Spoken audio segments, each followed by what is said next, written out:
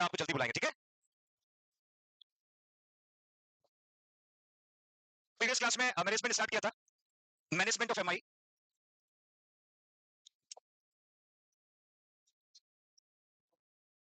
और मैनेजमेंट में मैंने इमीडिएट मैनेजमेंट बताया था, मोना मोना जैसे मॉर्फिन, ऑक्सीजन, एंटीजी, एस्पिरिन, याद है।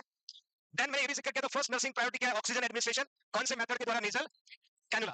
पोजीशन कौन सी देंगे, कौन सी देंगे, सेमी फाउलर पोजीशन।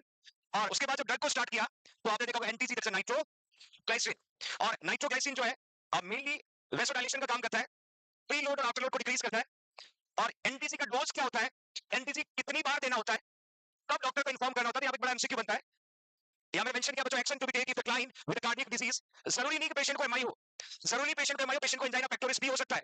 मैं कार्डियक डिजीज की बात की क्योंकि एंजाइना पेक्टोरिस का ड्रग ऑफ चॉइस होता है नाइट्रोग्लाइसिन, कौन होता है, नाइट्रोग्लाइसिन। तो एनटीसी किसी भी कार्डियक डिसऑर्डर में जब यूज करते हैं तो इसके 3 डोज दिए जाते हैं। कितने डोज, फर्स्ट डोज देंगे, 5 मिनट वेट करेंगे और 5 मिनट के बाद में पैरामीटर को चेक करेंगे, पेशेंट ने रिस्पॉन्स किया, सेकंड डोज, कौन सा डोज, फिर 5 मिनट वेट करेंगे, फिर पैरामीटर को चेक करेंगे, फिर रिस्पॉन्स नहीं किया, थर्ड डोज, कौन सा डोज, और 3 डोज के बाद में भी रिस्पॉन्स नहीं किया तो we can call the physician, we can call the. तो एमसीक्यू का तरीके से पूछा जाता है एग्जाम में, आप ध्यान से देखिएगा। पहले नाइट्रोग्लिसरीन की मैं बात कर रहा हूं, ड्रग देने से पहले characteristic of pain, heart rate, rhythm और ब्लड प्रेशर। अब आपको अच्छे से पता है कि एमआई वाले पेशेंट के पेन के कैरेक्टरिस्टिक आपको मैंने कहा था, पेन सीवियर होता है, पेन क्रशिंग होता है, कैसे होता है, क्रशिंग होता है, सीवियर होता है, रेडिएटिंग होता है, कंटिन्यू होता है 30 मिनट से, और डज नॉट रिलीव, रेस्ट और ओके। तो हमने पेन के कैरेक्टरिस्टिक देखा, पेशेंट का हार्ट रेट देखा, पेशेंट का रिदम और पेशेंट का ब्लड प्रेशर। इन पैरामीटर को चेक करने के बाद हमें लगा कि पेशेंट का जो है पेन कैरेक्टरिस्टिक इंडिकेट कर रहा है एमआई हो सकता है, एंजाइना हो सकता है, रिदम जो है वो डिसअरिथमिया या अरिथमिया इंडिकेट कर रहा है, और ब्लड प्रेशर भी बढ़ा हुआ इंडिकेट कर रहा है। उस समय हम नाइट्रोग्लाइसिन का पहला डोज देंगे 0.32 0.4 mg। कौन सा रूट रहता है हमारे पास, कौन सा रूट रहता है। अब फर्स्ट डोज तो आपको अच्छे से पता है कि कोई भी ड्रग हम सबलिंगुअली देते हैं तो 1 to 3 मिनट में रिस्पॉन्ड करता है। कितने मिनट बच्चों, 1 to 3 मिनट में ड्रग का रिस्पॉन्स मिल जाता है। और हमें 3 मिनट के बाद 5 मिनट तक वेट करना है, कितने मिनट तक, और 5 मिनट बाद में क्या करना, रीअसेस करना। क्या देखना, अगेन अगेन देखना कि पेशेंट का पेन सबसाइड हुआ कि नहीं हुआ, हार्ट रेट नॉर्मल आया कि नहीं आया, रिदम रेगुलर हुआ कि नहीं हुआ, ब्लड प्रेशर नॉर्मल आया कि नहीं आया। नहीं आया तो हम सेकंड डोज देंगे, क्या देंगे, सेकंड डोज ऑफ एंटीसी tablet, the pain is not relieved. Again second dose भी आपका कितना होगा, 0.3 से 0.4। अगेन 5 मिनट बाद रीअसेस करना है, और रीअसेस करने के बाद स्टिल पैरामीटर अभी भी अब नॉर्मल है तो कौन सा डोज देंगे, थर्ड डोज। और थर्ड डोज देने के बाद फिर हम रीअसेस करेंगे, still patient does not relieve symptom, तो हमारा काम होगा we can contact physician. MCQ कैसे बनेगा कि सेकंड डोज ऑफ एंटीसी देने के बाद में patient still does not relieve symptom, as nurse what is your next step. Option A third dose, option B call the physician. तो क्या लिखोगे, हाँ हम लोग डॉक्टर के पास पहले भागते हैं, ध्यान रखिएगा। पहला डोज, पेशेंट रिस्पॉन्स नहीं करा, दूसरा डोज नहीं रिस्पॉन्स किया, और थर्ड डोज के बाद में रिस्पॉन्स नहीं किया तो we can call physician. Please write down और थोड़ा फास्ट लिखिएगा बच्चों।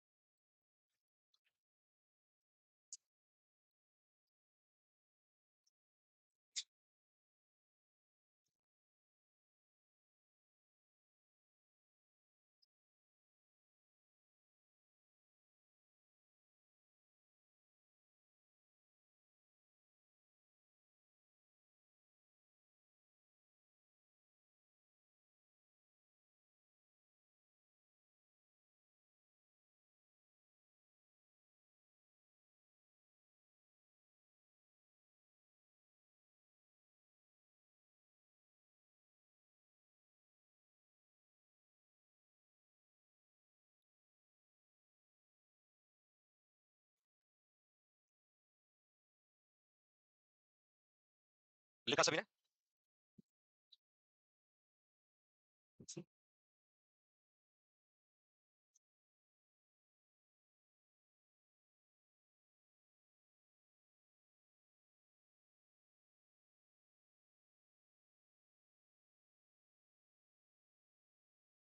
बीपी स्टेबल, इसमें ये नॉट बीपी स्टेबल है, बीपी स्टेबल नहीं स्टेबल नहीं होगा, तो मतलब जब तक सिम्टम रिलीफ नहीं होगा ना तब तक फर्स्ट सेकंड थर्ड देते रहना। जिस मोमेंट में रिलीज हो जाता है ना तो नेक्स्ट डोज नहीं देना है ना।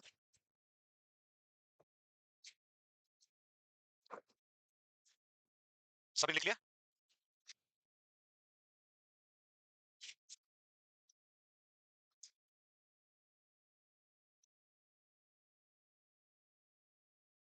अब अच्छी आ रही तुम्हारी इधर, हाँ ठंड लग रही है, हाँ?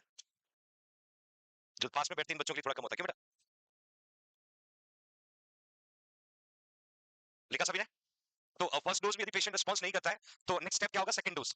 सेकंड डोज में पेशेंट रिस्पॉन्स नहीं करता है तो नेक्स्ट स्टेप क्या हो जाएगा, और थर्ड डोज में भी रिस्पॉन्स नहीं करता है तो next step call the physician, call the physician.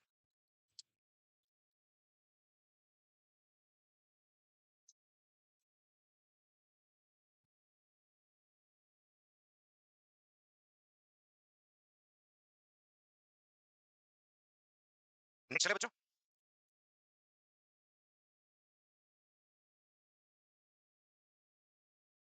पूछने पर नहीं बोलते हो फिर धीरे से आ जाती है ना। Okay fine. नाइट्रोग्लाइसिन की यदि हम बात करें एनटीजी, अभी हमने जो पढ़ा टैबलेट फॉर्म है, किस फॉर्म में बच्चों? और टैबलेट फॉर्म वाले कौन से रूट से दे रहे हैं? सबलिंगुअल।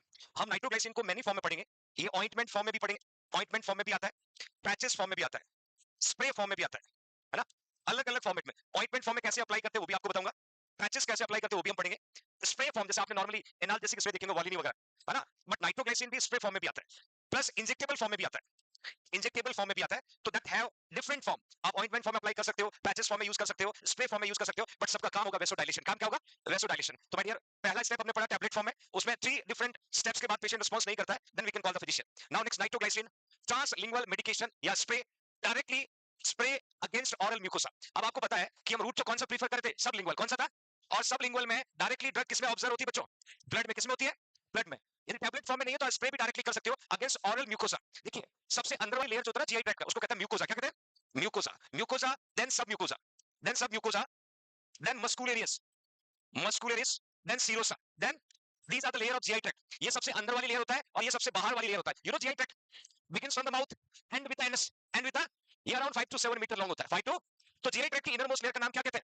म्यूकोसा। और माउथ का अंदर का जो सरफेस हो क्या होगा? Mucosal surface. क्या होगा? Mucosal surface. तो हम म्यूकोजल सरफेस के अगेंस्ट स्प्रे करेंगे और डायरेक्टली ये भी कैप्चर हो जाएगा ब्लड में। बट मैंने मेंशन किया है instruct line to avoid inhale, हमें स्प्रे को इनहेल नहीं करना है। Administer 1 to 2 spray. अब स्प्रे जब भी हम पेशेंट को अप्लाई करते हैं तो 400 माइक्रोग्राम नाइट्रोग्लाइसिन पर स्प्रे होता है। 400 microgram that will be per spray, onset of an attack under the tongue, again spray may be repeated every 5 minutes। आपको मैं ड्रग को भी कितनी बार रिपीट करें? 5 मिनट से। कितने टाइम से? then not more than 3 spray are recommended within 15 minutes। दोनों में सिमिलर क्या है? 3 डोज। दूसरा सिमिलरिटी क्या? 5-5 मिनट का गैप। पहला सिमिलरिटी 5-5 मिनट का गैप यहां पर भी है। दूसरा सिमिलरिटी टैबलेट के भी 3 डोज थे, स्प्रे के भी, और यहां पर भी 3 डोज के बाद किसको कॉल करना है? फिजिशियन को कॉल करना। मैंने मेंशन किया है, if the chest pain persists after total 3 spray, advise promote medical attention। फर्क इतना है, वो टैबलेट फॉर्म में था, ये स्प्रे फॉर्म में। टैबलेट फॉर्म में अंडर द टंग पुट करे थे, स्प्रे फॉर्म में against mucosal surface of the mouth, mouth के म्यूकोजल सरफेस के अगेंस्ट सब स्प्रे करते हैं। दोनों में डोज अलग अलग है, वहां एमजी था या माइक्रोग्राम है। क्या है? Please please write down.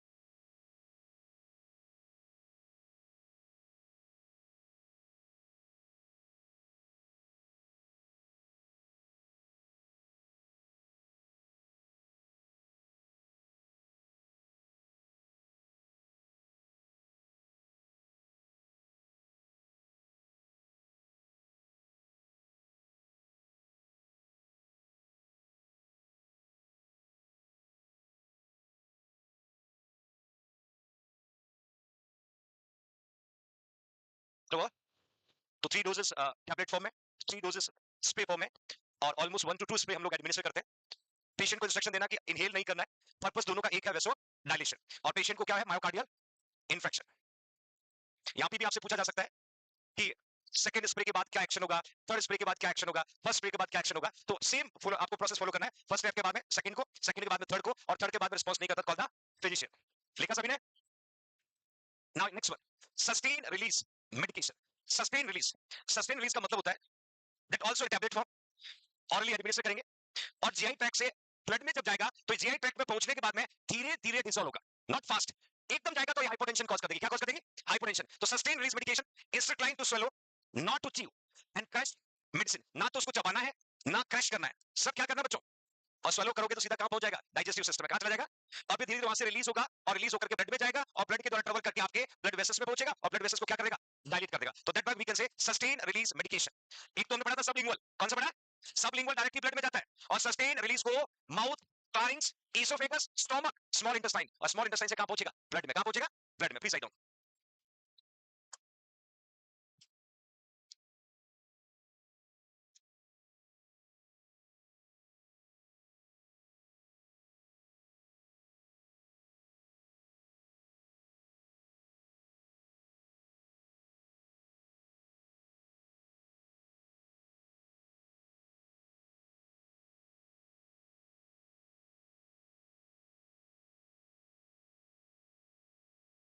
पानी की बोतल पास में रखा करो। तो क्या बोलते हैं, हिचकी, है ना? हिचकी बोलते हैं ना? अच्छा, हिचकी क्या होता है? हिकअप्स। क्यों आता है? ऐसा नहीं होता मम्मी पापा याद कर रहे हैं? डायफ्राम इरिटेट होता है तो हिकअप्स आते हैं, क्या आते हैं? हाँ, मत किसी को क्रेडिट दे देना, कोई खुश हो जाएगा ऐसे ही, है ना? बिल्कुल नहीं। सस्टेन रिलीज को क्या करते हैं नॉर्मली हम लोग माउथ में पुट करते हैं, और ये माउथ से होता हुआ pharynx, oesophagus, then stomach, then duodenum, then jejunum, और जिजुनम से ये ब्लड में अब्सॉर्ब होगा तो लिवर में पहुंचेगा। लिवर ब्लड किसमें डिलीवर करता है? हार्ट में, और हार्ट से फिर टारगेट सेल तक जाएगा, टारगेट सेल और टिश्यूज तक जाएगा, और इसका टारगेट सेल और टिश्यूज है ब्लड वेसल्स के वॉल, और ब्लड वेसल्स के वॉल पे जाके ब्लड वेसल्स को क्या कर देगा? डायलेट, क्या कर देगा? डायलेट। तो that drug we can say sustain release medication. सबसे पहला सबलिंगुअल टैबलेट था, दूसरे नंबर पे स्प्रे फॉर्म में था, तीसरे नंबर पे सस्टेन रिलीज। काम सबका एक ही है, काम सबका भी एक ही है। Now next one. अच्छा, कौन सा रूट दिख रहा है यहां पर? आप देख पाओगे ये मेडिसिन है बिटवीन टीथ और चीक, बिटवीन टीथ और चीक। कौन सा रूट है? Buccal route. कौन सा है? बकल रूट, जैसे मैंने मेंशन किया यहां पर, that is transmucosal buccal medication between cheek, lips and teeth. That is root we can say buccal root या buccal cavity. Buccal cavity. एक आपने सुना होगा oral cavity. From lips to pharynx. That is oral cavity. Oral cavity. Oral cavity जो almost lips से begins होता है, जहां से buccal भी involve होता है, और बैक साइड का मुंह के बाद दूसरा जो ऑर्गन है pharynx. pharynx को हम partially digestive tract organ कहते हैं और partially respiratory tract organ भी कहते हैं। इन दोनों के बीच के एरिया को oral cavity कहते हैं, और cheek, lips और teeth के बीच के एरिया को क्या कहते हैं बच्चों? buccal cavity। क्या कहते हैं? buccal cavity। और next जो एंटीजियम एडमिनिस्टर करें ट्रांस म्यूकोजल अगेंस्ट म्यूकोजा के अगेंस्ट होगा, बट एरिया कौन सा होगा? बकल। कौन सा होगा? बकल। इस पिक्चर में आप देख पा रहे होंगे, ये पेशेंट का लोअर लिप टीथ है, ये ड्रग है, और ये चीक है। Place medication between upper lips and gums or in buccal area between cheek and gum should be used as soon as client first notice chest pain। मतलब यहां से भी ये ड्रग जब डिसॉल्व होगा तो डायरेक्टली ये भी कहां रीच करेगा? ब्लड में। कहां रीच करेगा? लोकेशन अलग है, एक सबलिंगुअल था, और that will be in a buccal cavity, in a buccal cavity. तो इस रूट से भी जैसे पेशेंट आपको कंप्लेंट करता है चेस्ट पेन हो रहा है, रिलीज नहीं हो रहा है, तो आप नाइट्रोग्लाइसिन को बकल कैविटी में भी एडमिनिस्टर कर सकते हैं। Please write down. Transmucosal, trans का मतलब होता है थ्रू, इसका मीनिंग होता है जैसे ट्रांस नेजल नोज के थ्रू, ट्रांस रेक्टम रेक्टम के थ्रू, ट्रांस वर्ड कहीं पर भी आता है थ्रू।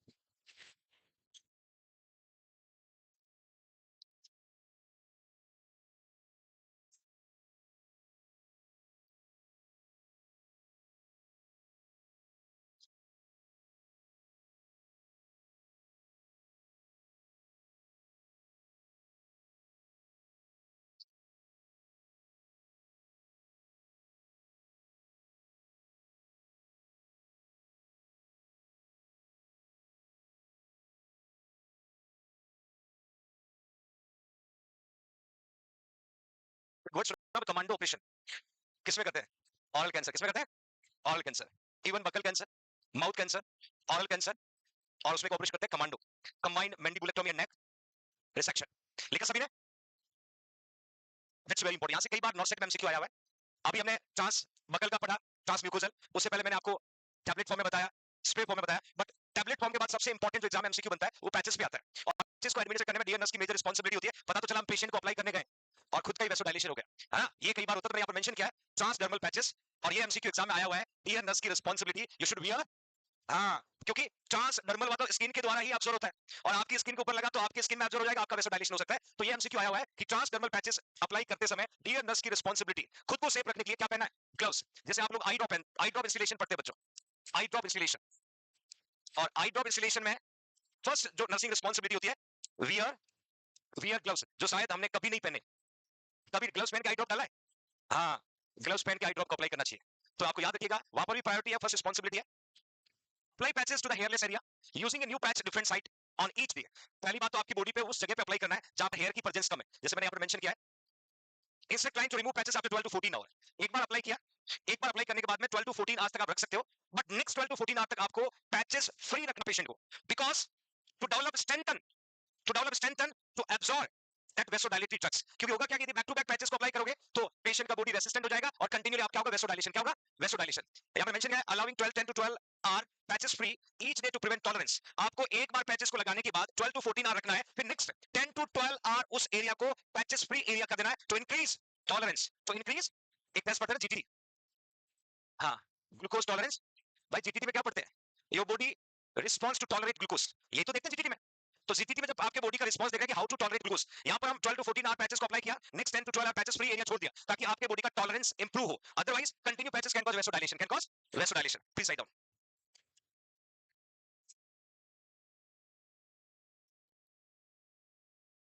मैंने यहाँ पर एक नाइट्रोड्यूर करके पैचेस का एग्जांपल दिया, फोटो देख सकते हो आप, और आप outer aspect of upper arm पे पैचेस लगा हुआ दिख रहा है जो हेयरलेस एरिया होता है आपकी बॉडी का, और यहां से सीधा आपकी स्किन के टुकड़े में चला जाएगा,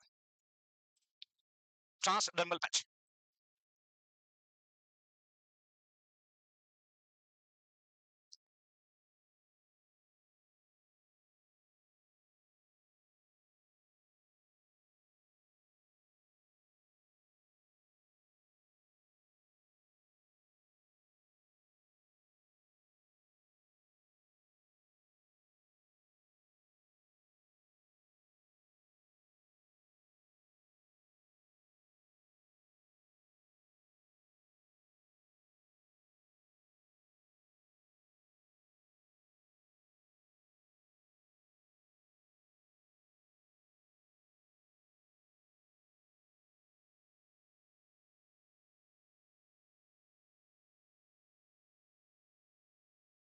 Hello everyone. Okay, that we can say transdermal. Now next, topical ointment, squeeze ointment on the applied paper. Actually क्या होता है, जब भी हम ointment फॉर्म में यूज करेंगे तो भी ग्लव्स वियर करना है, और पैचेस फॉर्म में यूज करेंगे तो भी ग्लव्स वियर करना है। यहाँ पर मैं लिखा है नाइट्रोग्लाइसिन ऑइंटमेंट। अब इसकी खासियत क्या है, बॉडी के जिस पार्ट पे आपने ऑइंटमेंट को अप्लाई किया है उस पार्ट को कवर करना है। आप नीचे वाली पिक्चर में देख पा रहे होंगे, मैंने मेंशन किया है spread over 6 by 6 inch area. Chest पे लगा सकते हो, बैक पे लगा सकते हो, एब्डोमेन पे लगा सकते हो, upper arm, anterior thigh, and इसमें भी आपको हेरी एरिया को अवॉइड करना है, और जहां जहां आपने ऑइंटमेंट लगाया उसको प्लास्टिक रैप के साथ क्या करना बच्चों, कवर करना। क्यों? Otherwise that will be spread on more areas. यदि आपका ये एब्डोमेन है, ये आपका एब्डोमेन है सपोज, और आपने एब्डोमेन में स्पेशली चेस्ट पे अप्लाई किया, ये चेस्ट का एरिया है, 6 बाय 6 के एरिया में आपने अप्लाई किया, दैट मींस 6 बाय 6 इंच, इस एरिया को कवर करना है। Otherwise that will be spread more areas, it may can cause complication. और ज्यादा स्प्रेड हो जाएगा तो आपको सीवियर वेसोडाइलेटी इफेक्ट हो सकता है। तो आपको क्या करना है, पहले ऑइंटमेंट को अप्लाई करना है, एक एरिया जो सेलेक्ट करना है वो आपको 6 बाय 6 इंच, कहां कहां लगा सकते हैं, मैंने कहा चेस्ट पे, बैक पे, एब्डोमेन पे, upper arms, these are the upper arms, anterior thigh पे लगा सकते हो, और ये सभी जो लोकेशन है वहां पर आपको कितना एरिया यूज करना बच्चों, and that will be cover with the plastic wrap. Every 12 hours you can rotate the site. आपने पढ़ा इंसुलिन एडमिनिस्ट्रेशन, और इंसुलिन एडमिनिस्ट्रेशन हम लोग पढ़ते हैं ना, we can rotate the site. क्यों, क्या हो जाता है उस कॉम्प्लिकेशन को, क्या बोलते हैं, लिपोडिस्ट्रोफी, क्या बोलते हैं, या वेरी गुड। इंसुलिन की जब साइट हम चेंज करते हैं, insulin site change to prevent lipodystrophy. Lipodystrophy का मतलब होता है वहां पर फैट का एक्युमुलेशन हो जाता है, तो इस कॉम्प्लिकेशन से प्रिवेंट करने के लिए हम लोग इंसुलिन की साइट को रोटेट करते हैं। We can rotate the site, otherwise can cause lipodystrophy. ठीक इसी तरीके से यदि पेशेंट को आप टॉपिकल ऑइंटमेंट यूज कर रहे हो तो you can rotate your site for every 12 hour. हो सकता है आपसे पूछे, एक पेशेंट है, डॉक्टर एडवाइस किया टॉपिकल ऑइंटमेंट, और टॉपिकल ऑइंटमेंट को आर्म्स, अपर आर्म्स पे, चेस्ट पे, एब्डोमेन पे आप अप्लाई करें, then you need to be change the site for how many hours, 6 hours, 12 hours, 24 hours, 48 hours. तो आपको आंसर क्या लिखना, 12 hours. Please write down. Nitroglycerine के डिफरेंट फॉर्म आपने देखा, राइट फास्ट फास्ट।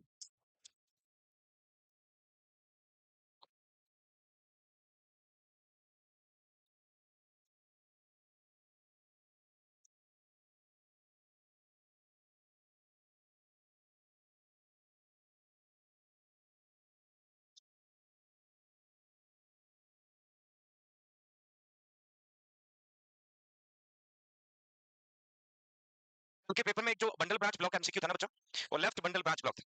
मुझे लगा आप पता कर लोगे, डब्ल्यूआरएम देख लोगे, sorry by mistake, printing mistake था, और आप लोग उसको ना लेफ्ट बंडल ब्रांच ब्लॉक याद रखिएगा। वैसे सही कर लिया होगा, इट्स ओके, अभी कर लीजिए जिसने नहीं किया, ऐसी क्वेरीज को तुरंत उस समय पूछ लिया करो बेटा, वो क्लास के बाद।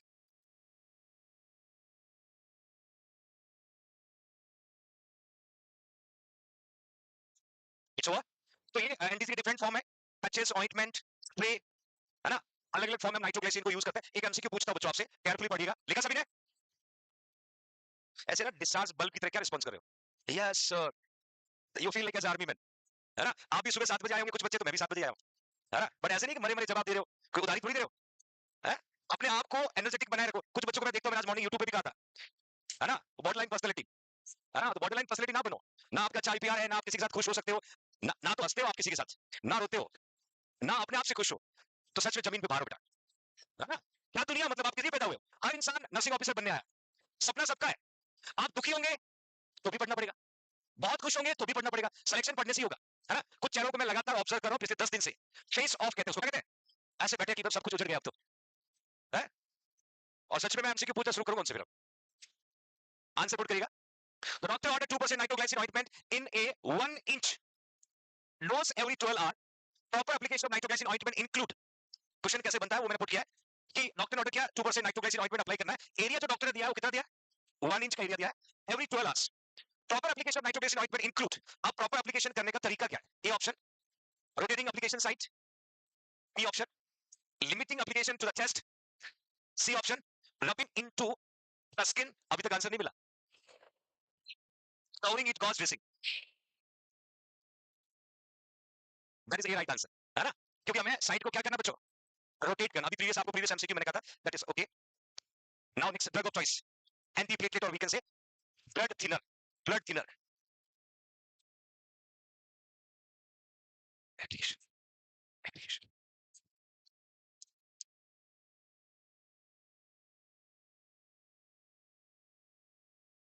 देखिए एक वर्ड मैं यहां पर मेंशन कर रहा हूं, प्लेटलेट एग्रीगेशन। एग्रीगेशन का मतलब होता है क्लम्प फॉर्म करना, क्लम्प फॉर्म करना। Suppose this is your platelet, आपको याद होगा प्लेटलेट और आरबीसी का शेप एक जैसा होता है, प्लेटलेट भी दिस शेप होता है, आरबीसी भी दिस शेप होता है। सपोज ये आपका प्लेटलेट ट्रेवल कर रहा है और ट्रेवल करते करते प्लेटलेट जो है जमा होने लग गया, क्लम्प बनने लग गया, that is a clump, that is a clump. अब ये पेशेंट है, ये पेशेंट की ब्लड वेसल है और ब्लड वेसल्स के बीच को खाली एरिया होता है, क्या कहते हैं बच्चों, ल्यूमन, क्या कहते हैं, ल्यूमन में ब्लड ट्रेवल करता है और इसी ल्यूमन में फैट डिपॉजिट हो चुका है, फैट डिपॉजिट हो चुका है और फैट डिपॉजिट होने को एथेरोस्क्लेरोसिस कहते हैं, क्या कहते हैं, एथेरोस्क्लेरोसिस कहते हैं। इसी फैट के साथ में आपका प्लेटलेट जाकर के क्लम्प करता है, प्लेटलेट जाकर के क्लम्प करता है, जिससे ल्यूमन और नैरो हो जाता है और ल्यूमन नैरो होने की वजह से फर्दर ब्लड सप्लाई इंक्रीज हो जाती है, ब्लड सप्लाई क्या हो जाती है। सपोज ये आपका ब्लड वेसल था, ब्लड वेसल्स के अंदर कोलेस्ट्रॉल का लेवल बढ़ा या ग्लाइसिन का लेवल बढ़ा, लिपिड्स का लेवल बढ़ा, तो ये फैट जाकर के इस ल्यूमन में डिपॉजिट हो गया। अब यहां से कौन चलता है, आरबीसी, डब्ल्यूबीसी, प्लेटलेट। और इन तीनों में से मैं प्लेटलेट को हमेशा कहता हूं platelet work as a blood clotting factor, platelet work as a blood clotting factor, platelet blood clot करने में मदद करता है। तो यहाँ पर यदि इस ल्यूमन के अंदर प्लेटलेट ट्रेवल करके जा रहा है, ये जैसे ही फैटी सबस्टेंस दिखेगा वहां जाके डिपॉजिट होने लग जाएगा और इस ल्यूमन को और क्या कर देगा, नैरो, और नैरो कर देगा। तो एग्रीगेशन वर्ड कहीं पर भी आता है, इसका मतलब होता है क्लम्प का फॉर्मेशन, क्लम्प फॉर्मेशन करना। तो भाई डियर, हम जो भी ड्रग पढ़ने वाले उसका नाम है एंटी प्लेटलेट। एंटी प्लेटलेट का मतलब इस क्लम्प को बनाने से रोकेगा और क्लम्प को बनने से रोकेगा तो ब्लड फर्दर रीच करेगा। इनडायरेक्टली मैं आपको कहूं, सुना है ब्लड को पतला करने वाली ड्रग सुनिए, कहते हैं कि ब्लड को पतला किया जा रहा है, मतलब प्लेटलेट के फंक्शन को रोक रहे हैं और प्लेटलेट ही होता है जो ब्लड क्लॉटिंग फैक्टर का काम करता है। तो प्लेटलेट के फंक्शन को रोकेंगे, क्लॉटिंग कैपेसिटी क्या हो जाएगा, कम, क्या हो जाएगा, कम। तो इस ड्रग को हम कहते हैं एंटी प्लेटलेट और अदर वर्ड में कहते हैं ब्लड थिनर।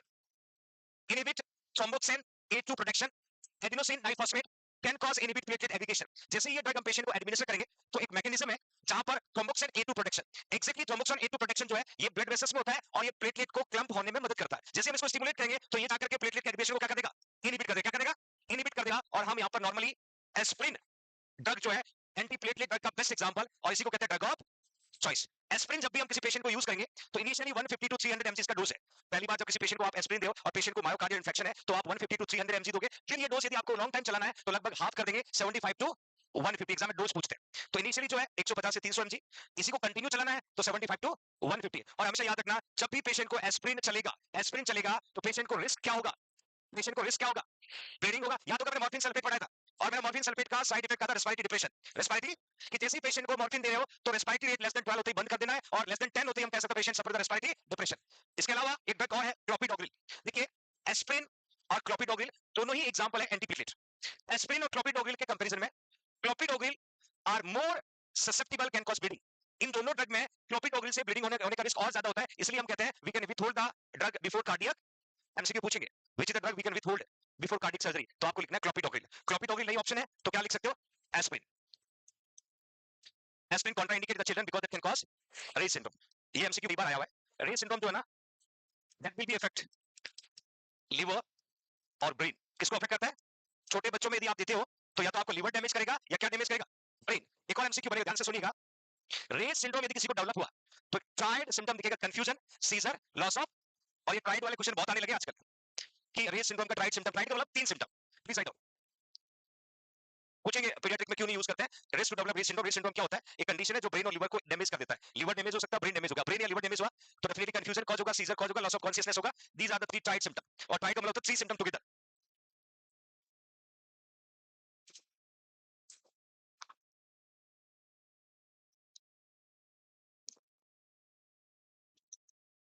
हो सकता है रेस ट्रायड के नाम से क्वेश्चन बने, रेस सिंड्रोम ट्रायड के नाम से क्वेश्चन बने, तो तीनों चीजें याद रखिएगा, confusion, seizure, loss of consciousness.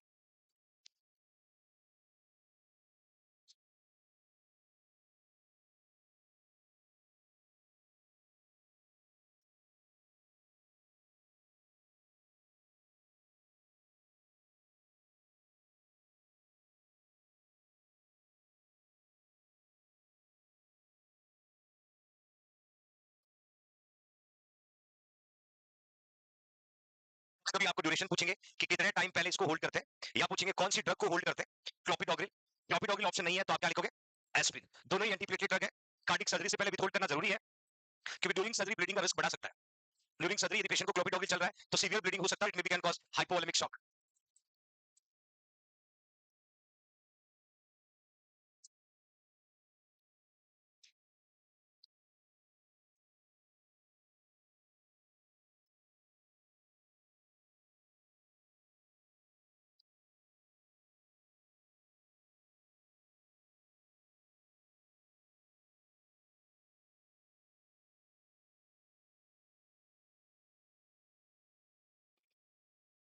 कुछ हुआ? ये जो एस्पिरिन ड्रग है, not given with heparin, warfarin and in haemophilia. This is for your knowledge.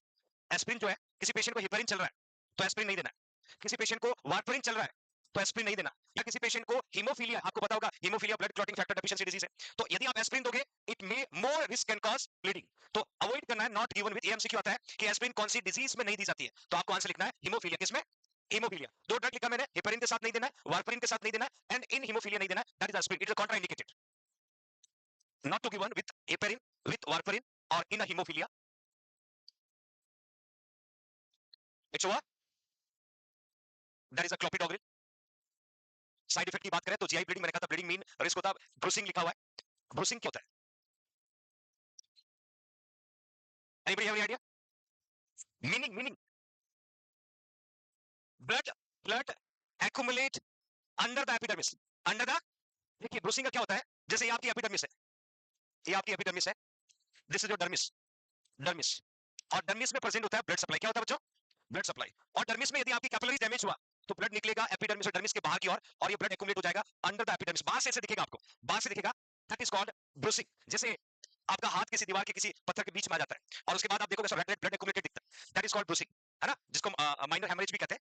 Then haematuria, blood with, blood with urine, blood with urine. तो तीनों जो साइड इफेक्ट दिख रहा है, या तो जीआई ट्रैक्ट में ब्लीडिंग होगा, या ब्रूसिंग डेवलप हो सकता है, या हेमेचुरिया हो सकता है। Tarry stool, tarry stool also indicate percent of blood, percent of blood, और टेरी स्टूल इंडिकेट करेगा इंटरनल ब्लीडिंग को बच्चों, इंटरनल ब्लीडिंग को इंडिकेट करेगा। तो हमें प्राइमरी कंसर्न कहां रखना पड़ेगा, ब्लीडिंग पे कहां रखना पड़ेगा? जैसे मॉर्फिन सल्फेट में प्राइमरी कंसर्न था रेस्पिरेटरी रेट, रेस्पिरेटरी रेट, और यदि किसी पेशेंट को एंटीप्लेटलेट ड्रग चल रहा है तो हमारा प्राइमरी कंसर्न होगा to see, to monitor sign of bleeding, sign of bleeding. Then instead decline to take medication with the food if GI upset is occur, monitor, that is a blood transfusion, please write down.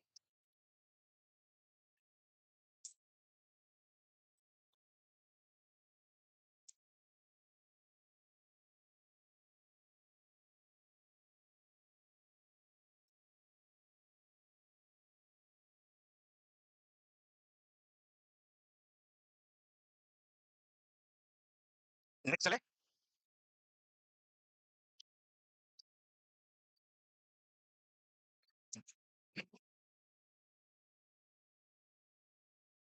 okay, now the next drug, thrombolytic drug, we can say activate plasminogen, thrombolytic, that work to dissolve clot. Antiplatelet क्या काम कर रही थी? Platelet को aggregate होने से बचा रही थी। उससे पहले नाइट्रोग्लाइसिन का काम क्या था? ब्लड वेसल्स को डायलेट, नाइट्रोग्लाइसिन ब्लड वेसल्स को डायलेट करता है, हार्ट के टुवर्ड्स ब्लड सप्लाई को बढ़ाता है। दूसरा जो ड्रग हमने पढ़ा यहाँ पर मॉर्फिन सल्फेट था, जो O2 डिमांड को क्या करता है? कम। तीसरा ड्रग यहाँ पर हम देखा दैट इज एंटीप्लेटलेट, जिसने प्लेटलेट के क्लम्प को बनने से रोका, थ्रोम्बोलाइटिक। थ्रोम्बोलाइटिक का मेन काम होगा, यदि आपके ब्लड वेसल्स में कोई क्लॉट का फॉर्मेशन हो गया और क्लॉट के फॉर्मेशन की वजह से हार्ट के टुवर्ड्स ब्लड सप्लाई नहीं हो रहा है, तो क्लॉट को डिसॉल्व करने के लिए थ्रोम्बोलाइटिक ड्रग देंगे। कौन सा देंगे? जैसे ही थ्रोम्बोलाइटिक ड्रग, फॉर एग्जांपल मैं आपको बता दूं, स्ट्रेप्टोकाइनेस, सुना है स्ट्रेप्टोकाइनेस, रेटिप्लेज, एल्टीप्लेज, ये सारे स्ट्रेप्टोकाइनेस के साथ वाली ड्रग्स हैं। जैसे ही ड्रग एडमिनिस्टर करेंगे वो प्लाज्मिनोजन को एक्टिवेट करेगी ब्लड वेसल्स में, वो प्लाज्मिन को जनरेट करेगी, और प्लाज्मिन क्या करता है? डिसॉल्व करता है क्लॉट को। क्या करता है? डिसॉल्व। भाई पहले हमने देखा कि प्लेटलेट के एग्रीगेशन को रोकने के लिए हमने एस्पिरिन दिया, और यदि क्लॉट का फॉर्मेशन है, क्लॉट को ब्रेक डाउन करना है, that also can cause bleeding. यदि हम किसी पर्सन को एस्पिरिन दे रहे हैं तो क्या हो सकता है? ब्लीडिंग हो सकता है। हेपरिन दे रहे हैं तो क्या हो सकता है? ब्लीडिंग हो सकता है। वारफरिन दे रहे हैं तो क्या हो सकता है? और यदि किसी पेशेंट को थ्रोम्बोलाइटिक ड्रग दे रहे हैं तो भी ब्लीडिंग हो सकता है। Please write down. ड्रग के नाम भी मेंशन कर लीजिएगा। स्ट्रेप्टोकाइनेस जो बहुत ट्रेंडिंग ड्रग है, और इसके साथ में एल्टीप्लेज, रेटिप्लेज, टेनेटिप्लेज, ये सभी थ्रोम्बोलाइटिक ड्रग्स होती है जो ब्लड को डिसॉल्व, क्लॉट को डिसॉल्व करने में रोल प्ले करती है।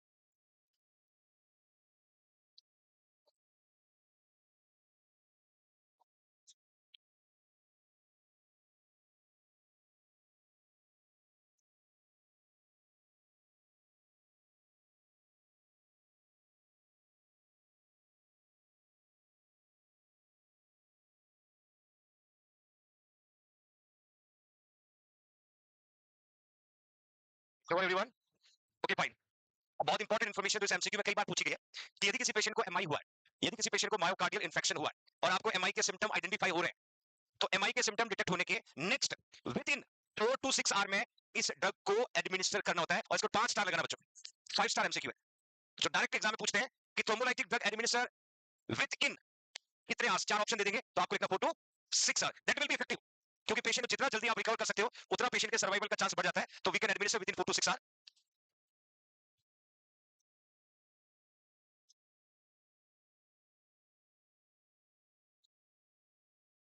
यहां पर भी आपका प्राइमरी कंसर्न जो होगा that is a bleeding, that is a bleeding. Can you tell me who is the antidote of morphine sulphate? Naloxone कौन सा था? और आपसे पूछे थ्रोम्बोलाइटिक तो एप्सिलॉन अमाइनो कैप्रोइक एसिड या आजकल आने लगा है टेरानेक्सामिक एसिड। ये दोनों एक ही नाम है बच्चों, दोनों याद करना है। एप्सिलॉन अमाइनो कैप्रोइक एसिड या टेरानेक्सामिक, टेरानेक्सामिक एसिड।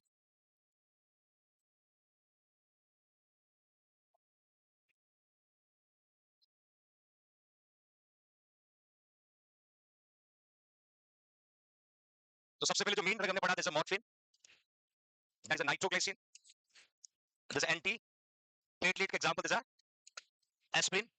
देन उसके बाद में जैसे यहां पर थ्रोम्बोलाइटिक और एक और ड्रग था, मॉर्फिन हो गया, नाइट्रोग्लिसरीन हो गया, एंटी प्लेटलेट हो गया, थ्रोम्बोलाइटिक हो गया। एस्पिरिन का भी प्राइमरी कंसर्न क्या था? ब्लीडिंग। थ्रोम्बोलाइटिक का भी प्राइमरी कंसर्न क्या है?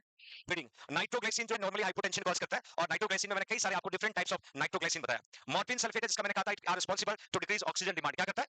तो ये तो मेन ड्रग हो गया। कुछ और सपोर्टिव ड्रग्स होती है जो मायोकार्डियल इन्फेक्शन में हम यूज करते हैं। एक एमसीक्यू ध्यान से देखिएगा, when administer thrombolytic drug to the client experiencing an MI, the nurse explained to him that the purpose of this drug too. जब आप थ्रोम्बोलाइटिक ड्रग किसी पेशेंट को एडमिनिस्टर कर रहे हो और पेशेंट को क्या हुआ बच्चों, the dear nurse explained to him what is the purpose of that drug. Help keep him well hydrated. पूरा पढ़िएगा। Dissolve clot he may have, prevent kidney failure, treat potential cardiac arrhythmia. That is, ये clot दिख गया क्यों? Okay, now calcium channel blocker. यहाँ पर आपको एक तो कैल्शियम चैनल ब्लॉकर, एक बीटा ब्लॉकर, एक एंजियोटेंसिन कन्वर्टिंग एंजाइम इनहिबिटर, ये तीनों ड्रग भी हम यहाँ यूज कर सकते हैं। कैल्शियम चैनल ब्लॉकर जो dilate coronary artery, reduce vasospasm. Example amlodipine, nifedipine और डेल्टीसेमेटिक। देखिए calcium channel blocker, beta blocker और एंटीजी जो हम पढ़ चुके हैं, इन तीनों का एक कॉमन एक्शन है वेसोडाइलेशन। क्या है? Vasodilation. But additional calcium channel blocker एक और काम करती है, रिड्यूस वेसोस्पाज्म, रिड्यूस वेसोस्पाज्म। आगे एक डिजीज पढ़ाऊंगा बच्चों, रेनॉल्ड डिजीज। रेनॉल्ड डिजीज, और रेनॉल्ड डिजीज में क्या होता है? ब्लड वेसल्स का स्पाज्म होता है, ब्लड वेसल्स का। और रेनॉल्ड डिजीज का ड्रग ऑफ चॉइस होगा कैल्शियम चैनल ब्लॉकर। वो आगे पढ़ाऊंगा मैं आपको डिटेल में। तो यहां आपको ध्यान रखना है कैल्शियम चैनल ब्लॉकर भी वेसोडाइलेशन का काम कर रहा है, बीटा ब्लॉकर भी वेसोडाइलेशन का काम कर रहा है, नाइट्रोग्लाइसिन भी vasodilation. But calcium channel blocker का एक एडिशनल फंक्शन है to reduce spasm of the artery, to reduce spasm of the artery. और ये एक डिजीज पढ़ेंगे रेनॉल्ड डिजीज। रेनॉल्ड डिजीज का मतलब होता है वेसोस्पाज्म ऑफ द आर्टरी, और उस स्पाज्म को कम करने के लिए हम लोग कैल्शियम चैनल ब्लॉकर को यूज करते हैं। इसमें मैंने एग्जांपल पूछा, एम्लोडिपिन है, निफिडिपिन है, बीटा ब्लॉकर में एटिनोल और वीकस propanol, angiotensin converting enzyme inhibitor captopril, enalapril, losartan। फटाफट लिखिएगा।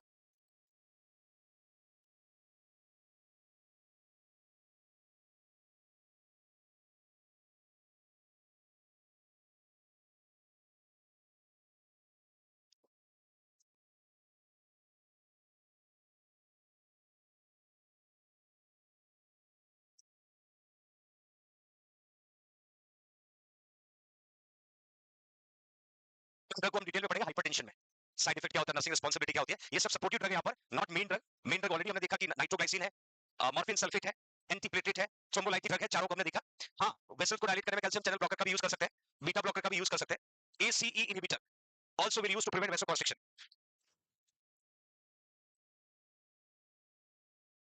कल मैंने एमसीक्यू पूछा था रास मैकेनिज्म का, और काफी सारे बच्चों ने उसको गलत किया था।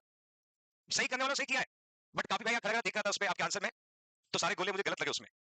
कहीं मैंने रेनिन को पहले लिखा था, कहीं एंजियोटेंसिनोजन को पहले लिखा हुआ था, तो बच्चे कंफ्यूज हो गए थे। देखिए, एक मैकेनिज्म पढ़ा था हमने रास, रेनिन एंजियोटेंसिन एल्डोस्टेरोन सिस्टम, और उसमें मैंने आपको कहा था कि रेनिन सिक्रीट होता है किडनी से, वो लिवर में जाता है, एंजियोटेंसिनोजन को लाता है, फिर किसमें कन्वर्ट करता है, एंजियोटेंसिन फर्स्ट में, फिर एक लंग्स के कैपिलरी से एंजियोटेंसिन कन्वर्टिंग एंजाइम आता है, वो एंजियोटेंसिन सेकंड में। ये नॉर्मल मैकेनिज्म था।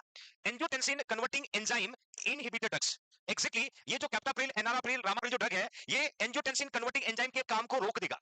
तो एंजियोटेंसिन फर्स्ट, एंजियोटेंसिन सेकंड में कन्वर्ट, और कन्वर्ट नहीं होगा तो वेसोकंस्ट्रिक्शन नहीं होगा, वेसोकंस्ट्रिक्शन नहीं होगा तो ब्लड आपका धीरे धीरे हार्ट की तरफ जाता रहेगा। तो एंजियोटेंसिन फर्स्ट को एंजियोटेंसिन सेकंड में कन्वर्ट करता है एंजियोटेंसिन कन्वर्टिंग एंजाइम, और इस एंजाइम को इनहिबिट करने वाली ड्रग को कैप्टाप्रिल, रामाप्रिल, एनालाप्रिल कहते हैं, जो हाइपरटेंशन में भी यूज करते हैं और एमआई वाले पेशेंट में भी यूज करते हैं। Next heparin, to prevent clot formation.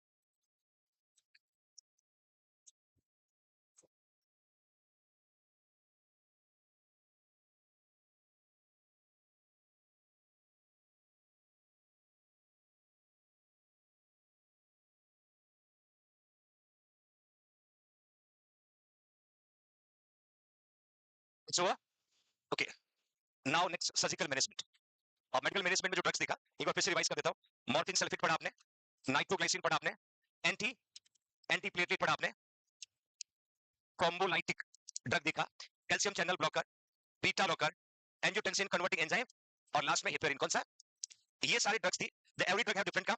Morphine sulphate O2 demand को कम करा था, नाइट्रोग्लाइसिन में डिफरेंट टाइप्स हमने पढ़े, बट पर्पस एक ही था, वेसोडाइलेशन। एंटीप्लेटलेट का काम था to prevent aggregation of the platelet, thrombolytic का काम है to dissolve clot, calcium channel blocker, beta blocker, angiotensin converting enzyme inhibitor का काम है to to prevent vessels, to dilate blood vessels, और हेपेरिन का काम है ब्लड क्लॉट को होने से प्रिवेंट करना, ब्लड क्लॉट फॉर्म होने से प्रिवेंट करना। Now the surgical management, drug से पेशेंट रिस्पॉन्ड नहीं कर रहा है, तो सर्जिकल मैनेजमेंट में भी दो टाइप्स की सर्जरी पड़ने वाले हैं। एक जो होगा एंजियोप्लास्टी, एंजियोप्लास्टी, एंजियोप्लास्टी। देखिए बच्चों, प्लास्टी वर्ड कहीं पर भी आता है तो याद रखना रिपेयरमेंट, रिपेयरमेंट।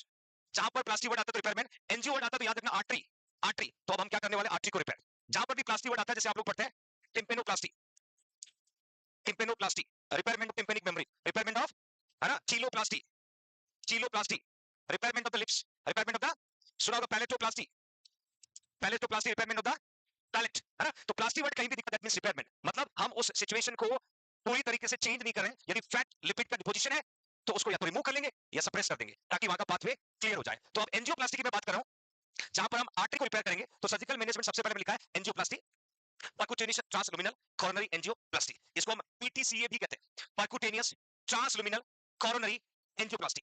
ट्रांसलुमिनल का मतलब ल्यूमन के थ्रू जाकर के उस आर्टरी को हम लोग रिपेयर करते हैं, एंजियोप्लास्टी और पीटीसीए। और to compress plug against the wall of the artery and we can say to dilate your blood vessels. अब इसमें हम क्या करेंगे, जैसे ये आपकी आर्टरी है और इस आर्टरी के ल्यूमन के अंदर ये फैट का डिपोजिशन है, फैट और लिपिड का डिपोजिशन है, और जिसकी वजह से इसको ऑब्स्ट्रक्शन है। एंजियोप्लास्टी के द्वारा या तो हम बलून का यूज करेंगे, तो ध्यान से देखना, या तो हम बलून का यूज करेंगे या हम स्टंट का यूज करेंगे। दो हमारे पास डिवाइस है, मैं लिखूंगा जस्ट वेट एंड वॉच, या तो बलून का यूज करेंगे या स्टंट का यूज करेंगे। बट इन दोनों के यूज के लिए हमें कौन चाहिए, कार्डियक कैथेटर। कौन चाहिए, कार्डियक कैथेटर। आप याद करिएगा, मैंने आपको एंजियोग्राफी पढ़ाया था, और एंजियोग्राफी में मैंने कहा था दो साइट है आपके पास, फीमोरल आर्टरी और रेडियल आर्टरी। दोनों साइट पे मैंने कहा था आप लोग हार्ट के ब्लड सप्लाई में, ब्लड वेसल्स के आर्टरी में परसेंट ऑफ लोकेशन जहां पर ऑब्स्ट्रक्शन है, उसको डिटेक्ट करने के लिए हम लोग एंजियोग्राफी कर रहे थे। कार्डियक कैथेटराइजेशन यहां पर भी करना होगा, और कार्डियक कैथेटर की मदद से हम बलून को यूज करेंगे, बलून को इस ल्यूमन में भेजेंगे, ल्यूमन में बलून को भेजने के बाद बलून को इनफ्लेक्ट करेंगे। इनफ्लेक्ट का मतलब उसमें एयर भरेंगे, क्या भरेंगे, जैसे ये बलून इनफ्लेक्ट होगा तो ये फैट और लिपिड जो डिपॉजिट था वो सप्रेस हो जाएगा, क्या हो जाएगा, और ल्यूमन खुला हो जाएगा, और ल्यूमन खुलेगा, ब्लड सप्लाई चला जाएगा। बट ये रिकरेंट है, दोबारा हो सकता है। बलून को वहां छोड़ते नहीं है, हमने क्या किया, कैथेटर को इंसर्ट किया, कैथेटर को इंसर्ट करने पर कैथेटर के टिप पे बलून लगा होता है, उस लोकेशन पे पहुंचे जहां पर पेशेंट को फैट और लिपिड जमा था, फिर उसके अंदर एयर को इन्फ्लेक्ट किया, बलून को फुलाया, बलून इस फैट और लिपिड को सप्रेस कर देगा, और एक बार तो रास्ता खुला हो जाएगा। But it may B recurrent, क्या हो सकता है, रिकरेंट। तो एक तो मैं आपको बलून एंजियोप्लास्टी पढ़ाऊंगा, एक वर्ड लिखा मैंने स्टंट। ये सिलिकॉन डिवाइस होता है, और स्टंट क्या होता है, जाली होता है।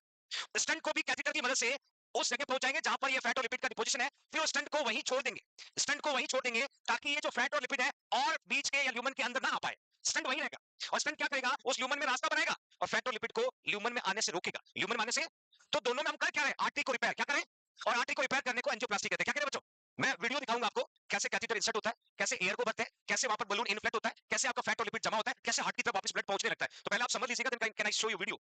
मैं लिखा यहाँ पर priority goal for the client immediately after PTCA should be prevent fluid volume deficit. Please बच्चों वेट करो। एक एक एमसीक्यू बनेगा, वो आपको आने वाले पेपर में मिलेगा। मैंने यहाँ पर एंजियोप्लास्टी की बात की, मैंने दो टाइप्स बताए, एक बलून बताया और एक स्टंट। बलून और बट जब भी हम पेशेंट को एंजियोप्लास्टी करते हैं तो एंजियोप्लास्टी करने में डाई का भी यूज करते हैं डायरेक्शन के लिए। डायरेक्शन के लिए हम डाई का यूज करते हैं। डाई आगे ट्रेवल करता है, पीछे कैथेटर ट्रेवल करता है, और जो डाई हम यूज करते हैं ना वो डाई डायूरेटिक्स होती है। क्या होती है? और डायूरेटिक्स का काम होता है एक्सेसिव यूरिनेशन। एक्सेसिव, यदि किसी पेशेंट को एंजियोप्लास्टी किया है और एंजियोप्लास्टी करने के बाद पेशेंट वापस आपके पास आया है तो डाई का इफेक्ट क्या होगा? डायूरेसिस। क्या होगा? तो डियर नर्स की रिस्पांसिबिलिटी होगी पेशेंट के फ्लूइड वॉल्यूम को मेंटेन रखना। पेशेंट के फ्लूइड वॉल्यूम को, मैंने क्या लिखा है, priority goal for the client immediately after percutaneous transluminal coronary angioplasty should prevented fluid volume. ये फ्लूइड वॉल्यूम डेफिसिट क्यों होगा? क्योंकि डाई क्या है? डायूरेटिक। डाई क्या है? जैसे यहाँ लिखा है, because contrast medium iodinated contrast agent use in PTCA act as a osmotic. तो आपसे एमसीक्यू ऐसे पूछेंगे कि पेशेंट आता है, उसको एंजियोप्लास्टी हुआ है, एंजियोप्लास्टी बाद पेशेंट पोस्ट ऑपरेटिव है, आपके वार्ड में आता है, तो डियर नर्स वहां पर सबसे पहले किस पे फोकस करेगी? फ्लूइड वॉल्यूम डेफिसिट पे। क्यों करेगी? क्योंकि जो डाई यूज किया था वो डायूरेटिक डाई थी। कौन सी थी? और डाई की वजह से पेशेंट को एक्सेसिव क्या होगा? और यूरिनेशन होने की वजह से बॉडी में फ्लूइड वॉल्यूम की क्या होगी?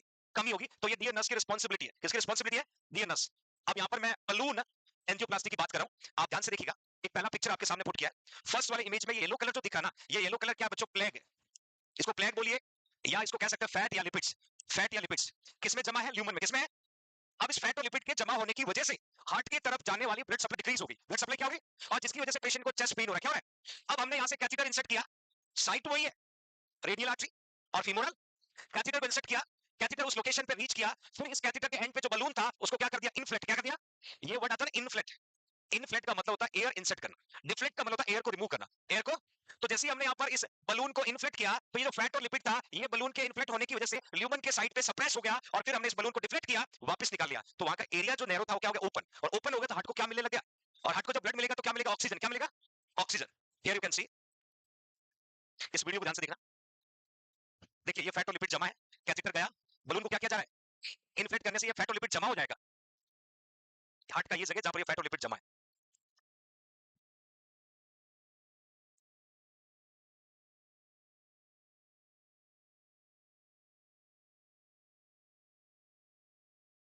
That is balloon angioplasty. क्या बोलते हैं? Balloon angioplasty. ये टेम्पररी आपको रिलीफ दे सकता है, और यदि आपने लिपिड्स और कोलेस्ट्रॉल को कम नहीं किया तो फिर से मुलाकात हो सकती है ना? हो सके दोबारा मौका ही नहीं मिले। तो ज्यादातर डॉक्टर क्या करता है, लेस देन 50% ऑब्स्ट्रक्शन आता है तो डॉक्टर सजेस्ट करेगा कि आप एंजियोप्लास्टी करवा लो। क्या करवा लो? क्योंकि एंजियोप्लास्टी में कम टाइम लगता है। मैं इसका एग्जांपल बताता हूं। 2017 2050 सॉरी 2015 जब जेएनसी को मैं स्टार्ट किया, और स्टार्ट करने के 3 मंथ बाद मदर को एमआई हो गया, and I bring her, JNC को लॉक किया, बच्चों को छुट्टी की अहमदाबाद, एंड डॉक्टर सजेस्ट सीएबीसी। और ऐसे मैं और फादर बैठे थे, मैंने कहा पापा आपका भी चेक करवाते हैं। बोला मुझे कुछ नहीं होता, मैं आर्मी में हूं। तो मैं डॉक्टर से बात की कि आप मोटिवेट करके चेकअप कराओ। तो उस समय 42 दो ब्लॉकेज मिले, तो मैंने साथ में वहां एक ही हॉस्पिटल में उनका एंजियोप्लास्टी करवा दिया। गया तो मदर का ट्रीटमेंट करवाने, ऐसे ही चेक करवा लिया। वो एंजियोप्लास्टी काम आई 2024 तक, और 24 में फिर से एमआई हो गया। तो क्या करना पड़ा? बाईपास। क्या करना पड़ा?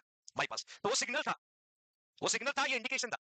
वहां कहा कि आप तैयार हैं, एंजियोप्लास्टी करवा के तैयार है, फिर हर 6 मंथ से कंप्लीट चेकअप। जैसे कुछ गड़बड़ होगा पता चल जाएगा, और डिले करोगे सारा खेल खराब हो जाएगा। तो 2024 में चेक करवाया तो पूरा ब्लॉकेज, तो सीएबीसी, है ना? अब फिट एंड फाइन। तो क्या होता है कि angioplasty come percentage of blockage है तो बाईपास की जरूरत नहीं है, क्योंकि आप डाइट पे कंट्रोल कर लोगे, आप मेडिसिन टाइम से लोगे, और आप अपनी एक्टिविटी को रूटीनली फॉलो करोगे, तो धीरे धीरे कोलेस्ट्रॉल कंट्रोल में आ जाता है, और कोलेस्ट्रॉल कंट्रोल में आएगा तो जमा होना कम हो जाएगा, आप अच्छा सर्वाइव करोगे। बट हम इंडियंस हैं, किसी की मानते? शादी में जाएंगे, बोला नहीं बस मेडिसिन ले रहा हूं मैं तो। अरे खाना क्या बना? बोला स्वीट है, गुलाब जामुन है, थोड़ा थोड़ा ले आओ, है ना? अच्छा एक पीस और ले आओ, और दबा के पेट भर के खा के आगे। आप पूछोगे खाया? नहीं, कुछ नहीं खाया, है ना? ये छोटी छोटी गलतियां एक दिन बॉम्ब बन जाता है, और फाइनली ब्लास्ट हो जाता है। ये तो बात होगी बच्चों बलून एंजियोप्लास्टी। नेक्स्ट मैं आपको बता रहा हूं मेटल कॉइल और स्टंटिंग। ये उससे थोड़ा ज्यादा इफेक्टिव है। ये क्या करता है? ये उस फैट और लिपिड को क्विक वापस आने से रोकता है। कैसे? एक इमेज में यहां पर पुट के आप देखिएगा। यहां पर एक टिप पे जाली है, इसको हमने कैथेटर के द्वारा इंसर्ट किया, इस जाली को ओपन कर दिया और इसको वहीं छोड़ दिया, वापस नहीं निकाला। ये वहीं रहेगा। बलून तो क्या करते हैं? वापस निकाल लेते हैं। अब ये स्टंट वहीं रहेगा, और जब ये स्टंट वहीं रहेगा, आप पहली पिक्चर में देखिएगा फैट और लिपिड दिख रहा है, दूसरी पिक्चर में हमने इस स्टंट को पुट किया, तीसरी पिक्चर स्टंट को वहीं छोड़ दिया। अब इसने क्या किया? फैट को अंदर आने से रोक दिया कि जहां है वहीं रहे, और रास्ता क्या कर दिया? क्लियर कर दिया, रास्ता क्लियर कर दिया, है ना? अब ये स्टंट जो है एंजियोप्लास्टी में बलून की जगह आप लगवा सकते हो। फर्क इतना है, वो थोड़ा इजी है, चीप है, और ये गवर्नमेंट की तरफ से फ्री मिलते हैं स्टंट। ये मेटालिक डिवाइस होता है, एक स्टंट लगभग 15-20 हजार रुपए का आता है, और स्टंट को पुट करके आप पेशेंट की आर्टरी को क्या कर सकते हो? रिपेयर कर सकते हो। क्या कर सकते हो? तो ये दोनों टेक्निक आर्टरी को रिपेयर करना है, और रिपेयर करने को क्या कहते हैं? एंजियोप्लास्टी। क्या कहते हैं? एक था बलून एंजियोप्लास्टी, दूसरा था स्टंट। क्या था? Please write down.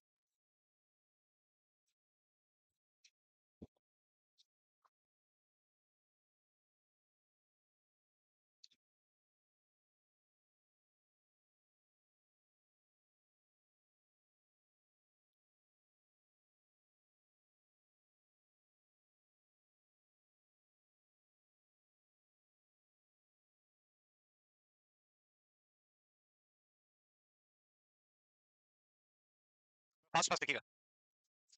हाँ, किसे नहीं होता बेटा, मस्कुलर पार्ट होता मसल्स, है ना, ऐसा नहीं होता है। बाई चांस तो रखो ही मत, बाई चांस तो भगवान भी बुला सकता है, बुला जाओ, टाइम हो गया।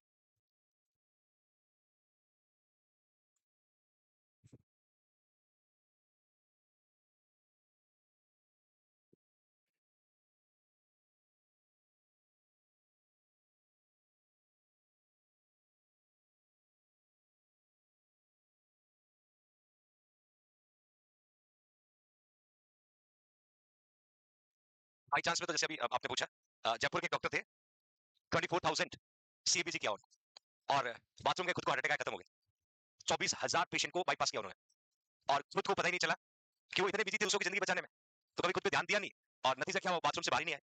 तो बड़ी एक ब्रेकिंग न्यूज थी कि लोगों के हार्ट को सेव करने वाले खुद को हार्ट के नहीं बचा पाए, है ना। ये 310 ग्राम का है, कुछ भी कर सकता है। लिखा बच्चों?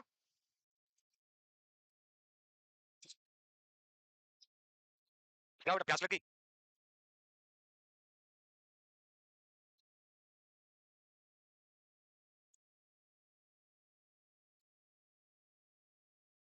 अब एग्जाम देने जाते हो तो एग्जाम सेंटर में ऐसे उठ के जाते हो क्या? हाँ? अभी तो चलो पेपर आपका जो 90 मिनट हो गया, फिर 6 आवर्स का होता था, और मुझे नहीं लगता पानी भी पीते होंगे, बैड हैबिट डेवलप करे हो तो आप। इट्स ओवर एवरीवन, ये लिखा नहीं जाएगा बच्चों, वीडियो है, नहीं बनाई जरूरत नहीं, आप जस्ट अपने ब्रेन में जनरेट करेगा। मेटल कॉइल स्टंटिंग बोलते हैं इसको, स्टंट इम्प्लांट भी बोलते हैं। पहला बलून लिखना, दूसरा मेटल कॉइल, और स्टंटिंग या स्टंट इम्प्लांट। इसका भी मैं एक वीडियो दिखाता हूं आपको, स्टंट लगाने का तरीका।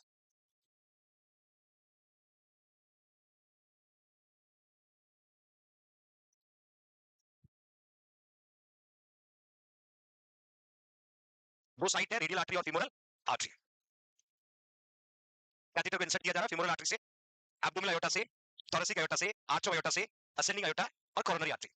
लोकेशन आपको दिख चुकी होगी जहां पर ब्लॉकेज था, और यहां पर आपको दिखा फैट और लिपिड। स्टंट को लगाया और ओपन कर दिया, लाइट चली गई ना। ओके, एक बार और दिखाता हूं, डोंट वरी।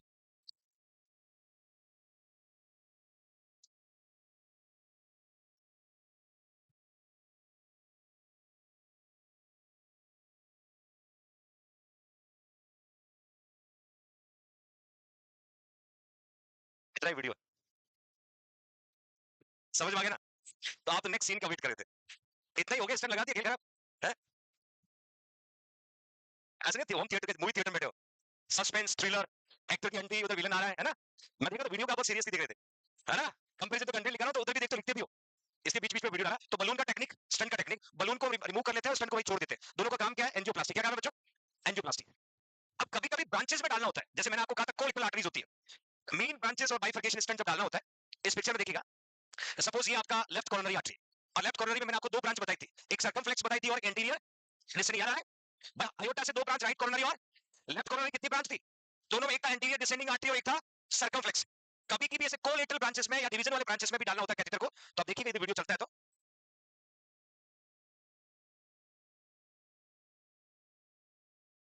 ये देखिएगा, दो वायर को डाला है,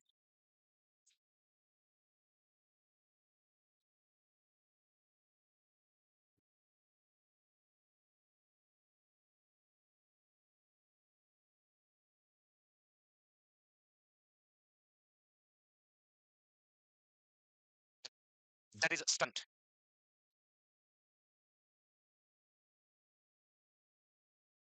बलून इन्फ्लेट किया, स्टंट को छोड़ा ऊपर।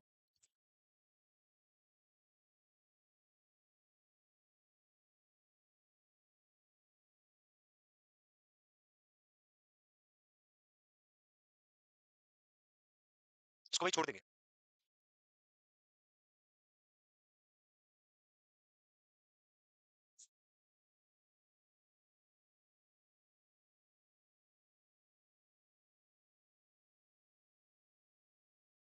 हो गया, तो आगे समझ में।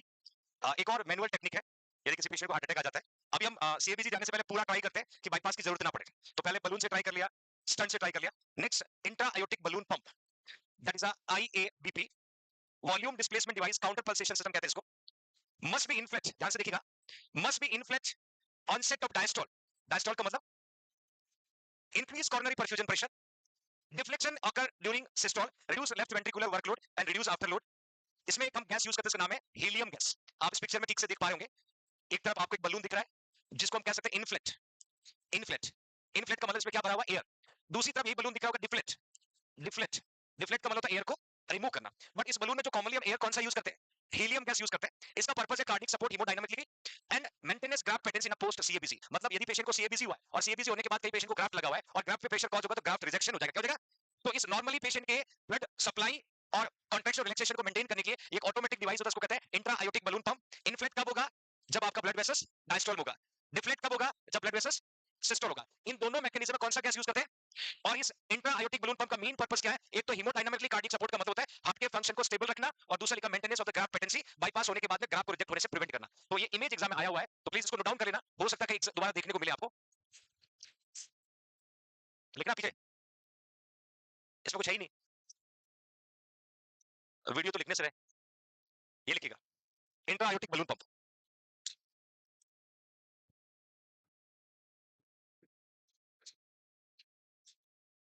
Prevent cardiogenic shock.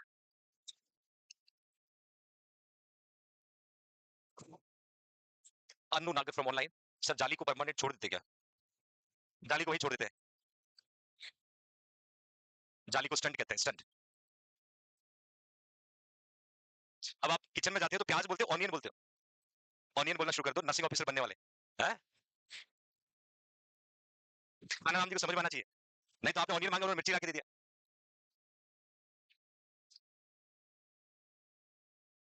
वैसे बच्चों को क्या लगते हैं वो,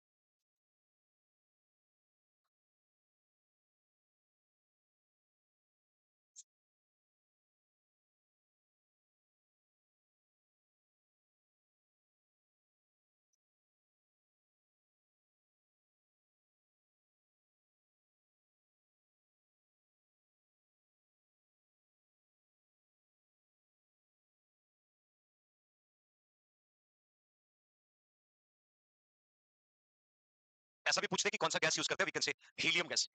और हीलियम जो है CO2 के साथ मिलकर बाहर आ जाता है, डेंजरस नहीं होता है, इसलिए हीलियम को यूज करते हैं। तीन पर्पस है, हीमोडायनामिकली पेशेंट को स्टेबल करने के लिए, ग्राफ पेटेंसी को मेंटेन करने के लिए, और कार्डियोजेनिक शॉक को ट्रीट करना। Cardiogenic shock,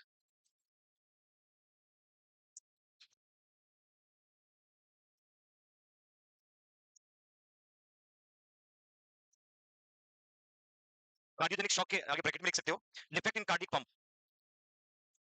defect in cardiac pump और pump that is of ventricles is called cardiogenic shock. Defect in cardiac pump,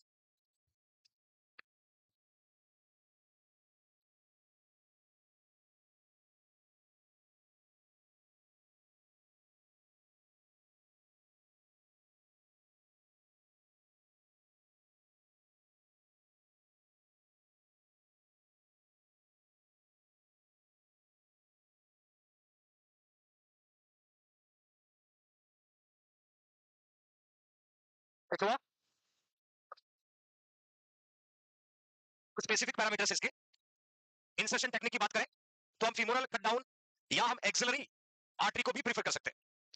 इसके अलावा पोजीशन पूछते नॉर्मली 1 to 2 सेंटीमीटर, इसका जो टिप है just below the origin of left subclavian artery. इस picture में देखिएगा, राइट साइड में मैंने आपको कहा था बच्चों राइट ब्रेकियोसेफेलिक आर्टरी, ये क्या आर्च ऑफ अयोटा क्या है, राइट साइड में बड़ी ब्रांच बताया राइट ब्रेकियोसेफेलिक, लेफ्ट साइड में दो ब्रांच, लेफ्ट कॉमन कैरोटिड और लेफ्ट सबक्लेवियन। तो लेफ्ट सबक्लेवियन का जो ब्रांच है उससे ऑलमोस्ट 1 to 2 सेंटीमीटर बिलो यहां पर आपके कैथेटर का टिप रहेगा, और फिर हम हीलियम गैस वाला बलून को इन्फ्लेट करेंगे। On x-ray tip should be visible second और थर्ड इंटरकोस्टल। तो आपका मतलब आपका लोकेशन जो है वो एक्जेक्टली नॉर्मल है। कभी कभी पूछते हैं कि एक्जेक्ट लोकेशन कहां होता है, please write down. Femoral cut down या एक्सिलरी कट डाउन से पुट करेंगे।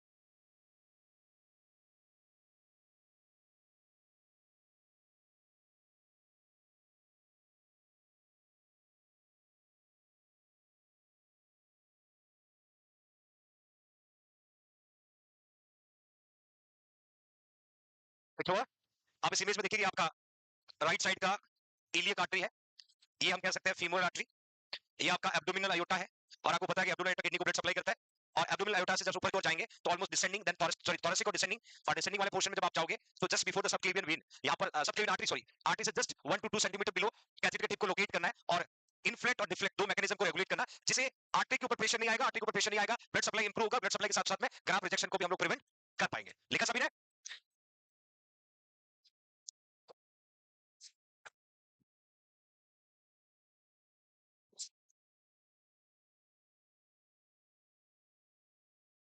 एक्सिलरी आर्टरी मैंने आपको कहा था, वहां से इसको अभी इंसर्ट किया जा रहा है, देखिए कितना खूबसूरत दिल है। How to work, there is a diastole, यहां पर आपको बलून फूलता हुआ दिख रहा है, दोनों पिक्चर देखिए, फीमोरल अप्रोच का है और वो एक्सिलरी अप्रोच का है। यहां से आप देख पा रहे होंगे फीमोरल एंट्री दिख रही है, और दूसरी तरफ आप देख पा रहे होंगे axillary. How to work, set diameter होता है, ऑटोमेटिक काम करता है, तो that is intra aortic balloon pump, intra aortic balloon, दो साइड से इंसर्ट करते हैं कैथेटर को, एक्सिलरी और फीमोरल। ओके फाइन, अब इन सबसे काम नहीं चलेगा तो करेंगे कोरोनरी आर्टरी बाईपास ग्राफ्ट।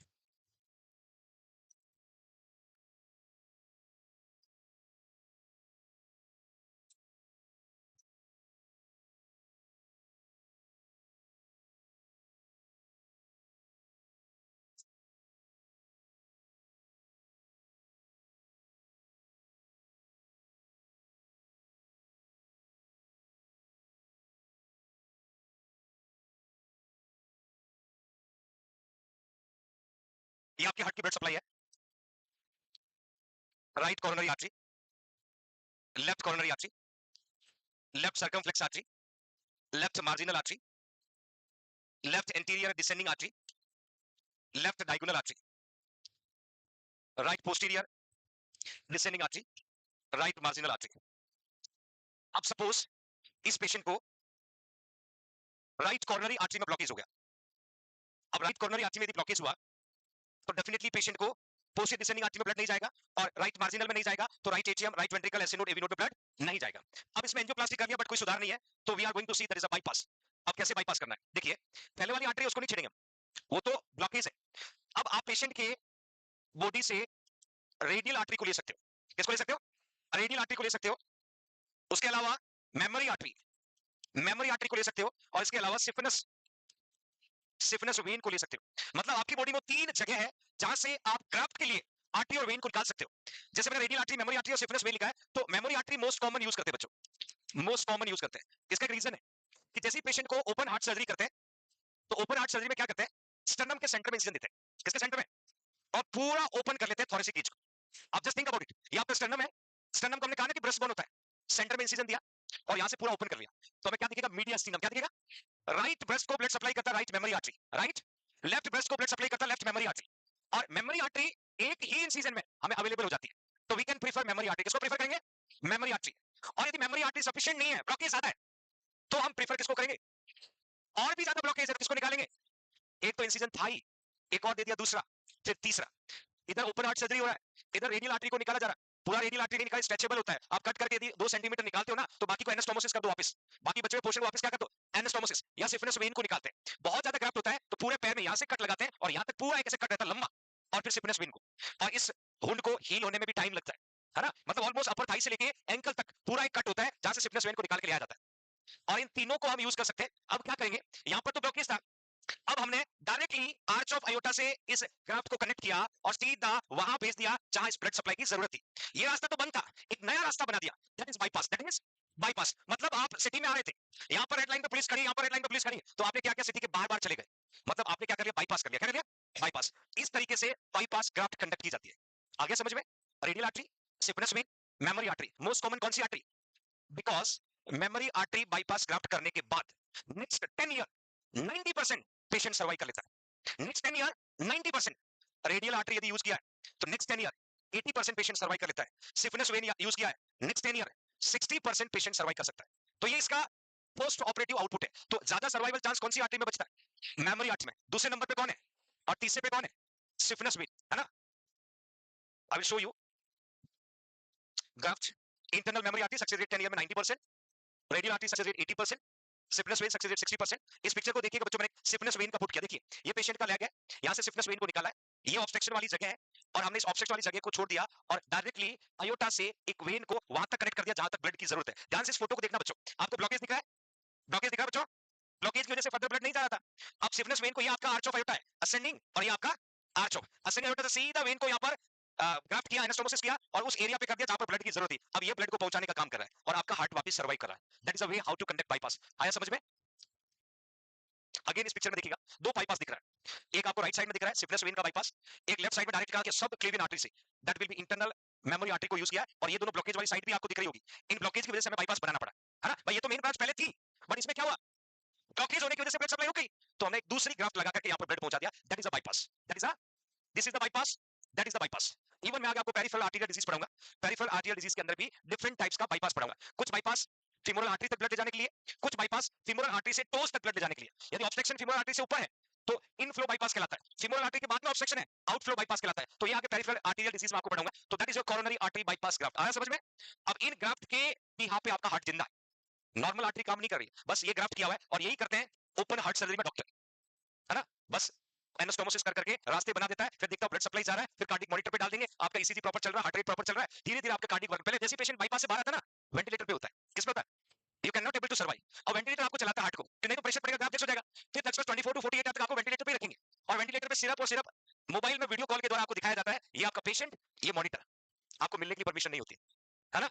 तो आपके जो नंबर दिए होंगे उस कॉल आएगा और वो वीडियो कॉल में पेशेंट को दिखाएगा, पेशेंट लेटा हुआ है, मॉनिटर चल रहा है, जिसको पता है कि हार्ट रेट नॉर्मल कितनी होती है तो वो तो पता कर लेगा, बाकी देख के खुश हो जाता है कि आप दिख गए, है ना? तो ज्यादातर पैरामीटर आपको वीडियो कॉल पे दिखाते हैं। 48 आवर्स के बाद पेशेंट स्टेबल है, क्योंकि यहाँ पर दिक्कत क्या होती है पता है? एट्रियल फिब्रिलेशन होने के चांस होते हैं, एट्रियल फिब्रिलेशन का रिस्क होता है, हार्ट रेट बढ़ जाता है, तो पेशेंट को जैसे आप छोड़ोगे तो उसको लगेगा मैं तो नॉर्मल हूं, सब पे फोन लगाएगा, आपसे बात करने की कोशिश करेगा, और हार्ट पे एकदम इतना प्रेशर आ जाएगा patient can't able to survive. इसलिए बहुत ही क्लोज ऑब्जर्वेशन की जरूरत पड़ती है। पोस्ट ऑफ पेशेंट आता है, और पोस्ट ऑफ पेशेंट आने के बाद थोड़ा मौका दिया तो अपन भारतीय हैं, बहुत पूछते कैसे हुआ, कितनी सर्जरी हुई। शहर में जब आप एडमिट होते हो ना, जब तक फोन पे ये नहीं बोलोगे 2 बोतल चढ़ गई, तब तक आप एडमिट नहीं हो। फिर वो 2 बोतल गांव में जाते जाते 5 बोतल में कन्वर्ट हो जाती है, पता है फलाना एडमिट हुआ 5 बोतल चढ़ी है, आरएलओएनएस, दे गोइंग टू बी चिंतित, 5 बोतल चढ़ी है। अब बोतल में था कि नालक मुंह से खा पी नहीं रहता, और कुछ साइकोलॉजिकल सपोर्ट लिए कभी भी आप नोट करना, पेशेंट हॉस्पिटल में आएगा फटाफट कैनुला लगाओ, और एक नॉर्मल लाइन या जो भी रिक्वायर्ड फ्लूइड है कनेक्ट कर दो स्लोली, पेशेंट लगता है अब मैं भर्ती हो गया हूं, है ना? ज्यादा बदमाशी का मल्टीविटामिन डाल देते, कलर चेंज हो जाएगा फ्लूइड का, बोला बड़ी दवाई चल रही है, that is a psychological impact. और नहीं मानता, 1 घंटे लगा देते, बोला हाँ बंदर आराम आ गया पेट में, अब उसको एडमिट कर दिया है, आरएल खत्म हुई तो एनएस लगा दिया, 12 आवर मेंटेनेंस पे, एक सुबह एंटेक, एक दोपहर को एंटेक, एक शाम को, पेशेंट बहुत ज्यादा कमजोर, एक मल्टीविटामिन डाल दिया, और बहुत ज्यादा थकान, एक डेक्सोना दे दिया, तंदुरुस्ती आ जाती है, और 24 घंटे में 25,000 रुपए का बिल, चले जाओ घर। ये ऐसा प्रोफेशन है जहां पैसा देने से कोई मना नहीं करता, ध्यान रखना, पैसा देने से कोई मना करता है? तो जिस प्रोफेशन में हम हैं, पॉपुलेशन कभी बढ़ती हुई कम होगी क्या? बीमारियां कम होगी क्या? अपनी डिमांड हमेशा रहेगी, अपनी डिमांड, है ना? और जैसे पैसे आते हैं तो हॉस्पिटल में इंजेक्शन नहीं लगवाते, घर पे बुलाते हैं, फिर 1,000 रुपए का बिल, कैथेटर लगाना घर पे बुलाते हैं, 2,000 रुपए का बिल, ड्रेसिंग करना घर पे बुलाते हैं, इसको कहते हैं होम केयर। किया किसी ने? I did work home care in Basant Vihar Delhi, सिर्फ पेशेंट को टैबलेट देने जाता था, दे पे मी 15,000 रुपीस मंथ इन 2007, सिर्फ आना, मेडिसिन देना, और एक अपनी एल्पेक्स साथ में दे देना, ताकि पेशेंट को दी ना जाए। तब तो आपके आने का फर्क होता है, तो एल्पेक्स में खुद रखता था, पेशेंट की सारी मेडिसिन 0.25 एल्पेक्स, जिस दिन से आप गए पेशेंट बड़ा अच्छा सो रहा है, you are becoming good nursing officer. भाई बहुत ज्यादा पैसे वाले क्या करते, पैसे बांटते, वो कह रहा भाई नींद डिस्टर्ब नहीं होनी चाहिए, हम है ना आपकी नींद का केयर करने के लिए, वी आर स्ट्रगलर। और उस समय वो डीटीसी की बसें दे धक्का वहां से वो एक जगह से दूसरे जगह पहुंचाती 4 घंटे में, रेड लाइट रहती दिल्ली में, और बढ़िया एक परांठे बना के ले जाता था, और एक दही का 5 रुपए का पैकेट ले लेता था, वो अपना डिनर। और ज्यादा देर वहां रुकते हो तो मैस वालों से दोस्ती हो जाती है, कुक होते ना उनके, वो बढ़िया खाना रख देते, थोड़ा सा वो खाना खा लो, मेडिसिन ले लो, एक एल्पेक्स साथ में फ्री, आप भी सो जाओ, पेशेंट भी सो जाएगा, सुबह उठो पेशेंट का थोड़ा बहुत केयर करो, वापस आ जाओ। सच में ये होम केयर में होता है बेटा, है ना? सक्शन करने जाओगे, ड्रेसिंग करने जाओगे, तो हमारा स्किल है ना, हम कहीं पर भी बैठ के 2 वक्त का खाना खा सकते हैं, बट आपका दिमाग काम नहीं करना चाहता, अलग बात है। इसलिए मैं हमेशा कहता हूं, बीमारियां हर बार, कभी कोविड आएगा, कभी स्वाइन फ्लू आएगा, अपनी डिमांड ऑलवेज टॉप पे रहती है, इसलिए मेहनत करो। गवर्नमेंट ऑफ इंडिया आज के टाइम में हेल्थ को सबसे टॉप पे रखती है कोविड के बाद, और कोविड के बाद जितनी वैकेंसी आई है, प्राइवेट हॉस्पिटल में नर्सिंग स्टाफ नहीं मिल रहा है, कोई नौकरी करना ही नहीं चाहता है, इधर एजुकेशन पूरा, इधर कोचिंग, उधर नॉट सेट क्रैक, 80,000 काम कहां सीखेंगे एम्स में जाने के बाद, है ना? कई बच्चे कहते सर हमें प्रैक्टिकल नहीं आता, 80,000 लो काम सीखो एम्स में जाने के बाद, अब स्किल प्रोग्राम स्टार्ट कर दिया, तो अच्छी सी थ्योरी पढ़ लो, बढ़िया क्वेश्चन सॉल्व करना सीख लो, थोड़ा हार्ड वर्क कर लो, सामने पैसे लेके काम सीखोगे, कहां पर? एम्स में, इंटरमस्कुलर भी वहां लगाना जाके, है ना? तो ये बहुत अच्छा मौका है, और स्पेशली ये जो 80-20 की कहानी है, गर्ल्स को तो बहुत गोल्डन अपॉर्चुनिटी है, बॉयज के लिए भी कम चांस नहीं है, बॉयज को मेहनत करनी है और करते रहेंगे। We are men, we are hard worker. हाँ हम मैन है, हमें स्ट्रगल करना है। ऐसे मत सोचना सर 80-20 मेरा होगा नहीं। वी आर मेन, और मैन हमेशा स्ट्रगल में सबसे ज्यादा मेहनत करता है, तो खुद को कहिए वी आर मेन। ऐसा नहीं सोचिए 80% नहीं है, और गर्ल्स को मौका मिलना चाहिए, महिला हमेशा आगे होना चाहिए, अग्रसर होना चाहिए। हाँ आपका बस चले तो सीधा एम्स पहुंच जाओ। ओके अब ये साइकिल एवरीवन, आप इंटरनल मेमोरी आर्टरी आगे लिखना बच्चों, मोस्ट कॉमन, कभी पूछे कि most common artery use for CABC, internal mammary artery.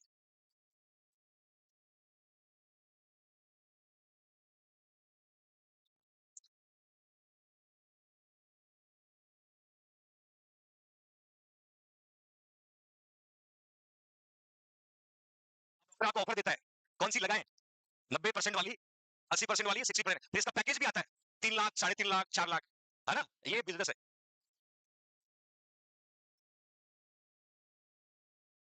Doctor कहता 2 कट लगाने पड़ेंगे, 3 कट लगाने पड़ेंगे, तो 3 ऑप्शन है आपके पास में, और ये तीनों ही नहीं मिले ना, तो एक नई टेक्नोलॉजी आ गई है, सिंथेटिकली मेड आर्टरीज आने लगी। हाँ सिंथेटिकली मेड आर्टरीज आती है, मार्केट से लाओ, लगाओ, हार्ट को चलाओ। है ना भाई, ये तीनों अवेलेबल है तो बहुत अच्छी बात है, नहीं से आप मार्केट चला के भी परचेज करके भी लगवा सकते हो, और वो काफी ट्रेंडिंग में अभी सिंथेटिकली मेड हुआ। देन पोस्ट ऑपरेटिव केयर, ये बहुत इंपॉर्टेंट है, सीएबीसी हो गया, कोरोनरी आर्टरी बाईपास ग्राफ्ट हो गया, और उसके बाद नेक्स्ट 24 आवर्स बहुत इंपॉर्टेंट है, कोरोनरी आर्टरी बाईपास ग्राफ्ट। और यहाँ पर डीएनएस का बड़ा मेजर रोल है, change position every 2 hour, promote venous tennis, patient के पास रहना है, हर 2 घंटे से पेशेंट का पोजीशन चेंज करना है, that is a semi lateral, पूरा लेटरल नहीं करते, पिलो की मदद लेते हैं। ड्रेनेज सिजेशन, सिजेशन का मतलब स्टॉप, और sudden red colour discharge last more than minute, doctor को तुरंत कॉल करो, इंडिकेट कहीं कि पेशेंट को ब्लीडिंग हो रहा है ना, ये डीएनएस की रिस्पांसिबिलिटी है। Inform physician the patient does not wake up 1 to 3 hour, 1 से 3 घंटे के बाद में भी आंखें नहीं खुली तो डॉक्टर को इन्फॉर्म करना है। ये तीनों पॉइंट को नोट डाउन कर लीजिएगा। पोस्ट ऑपरेटिव केयर ऑफ सीएबीसी, हर 2 घंटे से पोजीशन चेंज करना है, ड्रेनेज सडन रेड कलर का आता तो आपको इन्फॉर्म करना है, बंद हो जाता तो इन्फॉर्म करना मोर देन 1 मिनट, और 1 to 3 hour after surgery patient wake up नहीं करता है, then again we can inform physician.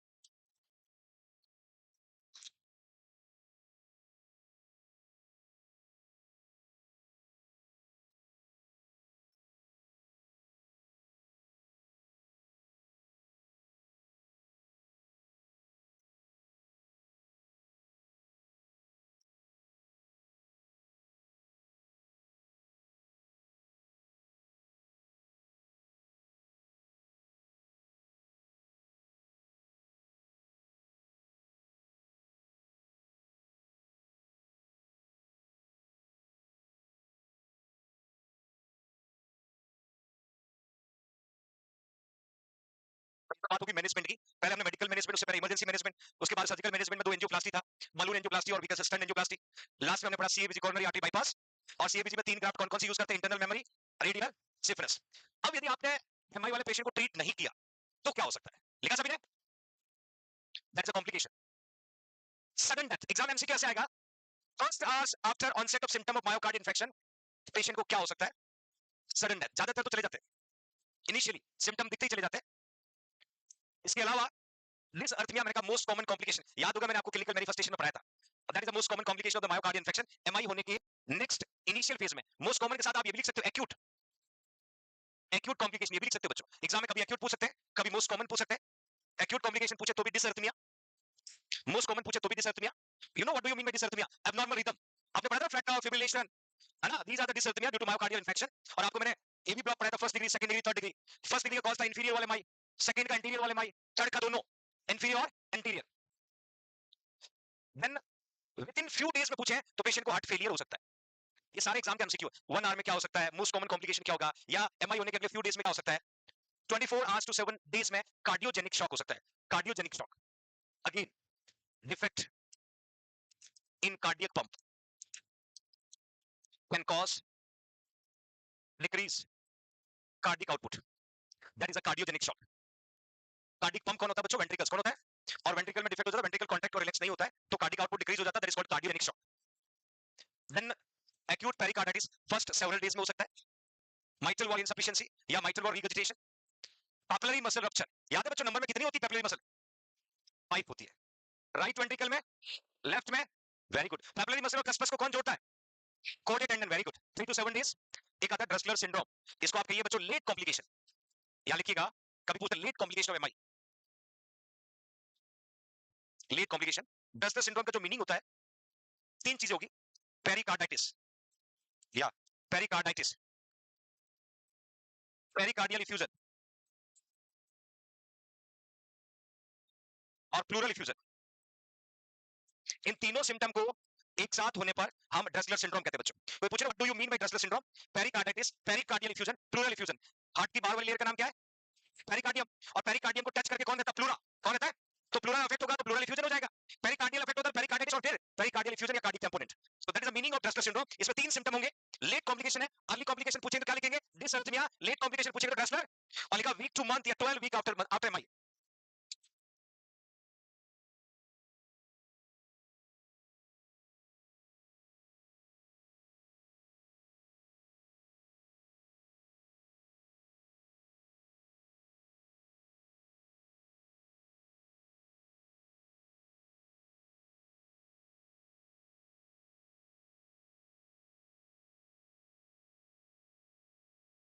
यहाँ पर बच्चों आपका एमआई जो है खत्म होता है। नेक्स्ट नई डिजीज को स्टार्ट करते हैं। हार्ट अटैक का सबसे जो डरावना था वो फिनिश हो गया।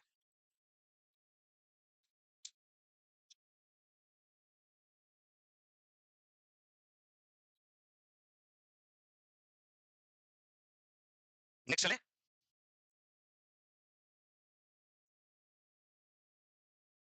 तो that is thing which is belong to the myocardial infection. सबसे पहले एमआई का मोस्ट कॉमन कॉज कौन था? सीएडी। सीएडी का मोस्ट कॉमन कौन था? Atherosclerosis. Most common clinical manifestation, chest pain. Pain कैसा? सीवियर। पेन कैसा? क्रशिंग। पेन का duration? Last bench. Excuse me dear, where are you ना? सबसे लास्ट। हाँ बेटा, this is not the way to sit in the classroom. अच्छी बात नहीं है। You are suffering with like that, then looks very smart, looks healthy. Head down नहीं करना है ना। हेड डाउन करना टीचर की तौहीन होती है, यहाँ से याद रखिएगा। सभी बच्चों को बता रहा हूं बेटा, आपको प्रॉब्लम है, कोई दिक्कत है, कोई share with your teacher, but that indicate it's very bad manner. ठीक है, ऐसा कभी नहीं करना। और अगली बार छोड़ूंगा नहीं फिर बेटा। वहां मन नहीं लगता, सबसे आगे वाली बेंच पे आ जाओ, मैं मन लगाऊंगा बेटा। वहां थोड़े से आजाद हो, फिर भी कंफर्टेबली बैठ करके रिलैक्स नहीं होना है। और अगला ट्यूसडे का आपके नंबर मैं विशेष देखूंगा। ठीक है, सुनाओ। बैठे बैठे कहीं घूमने चले जाओ तो मानसिक रूप से।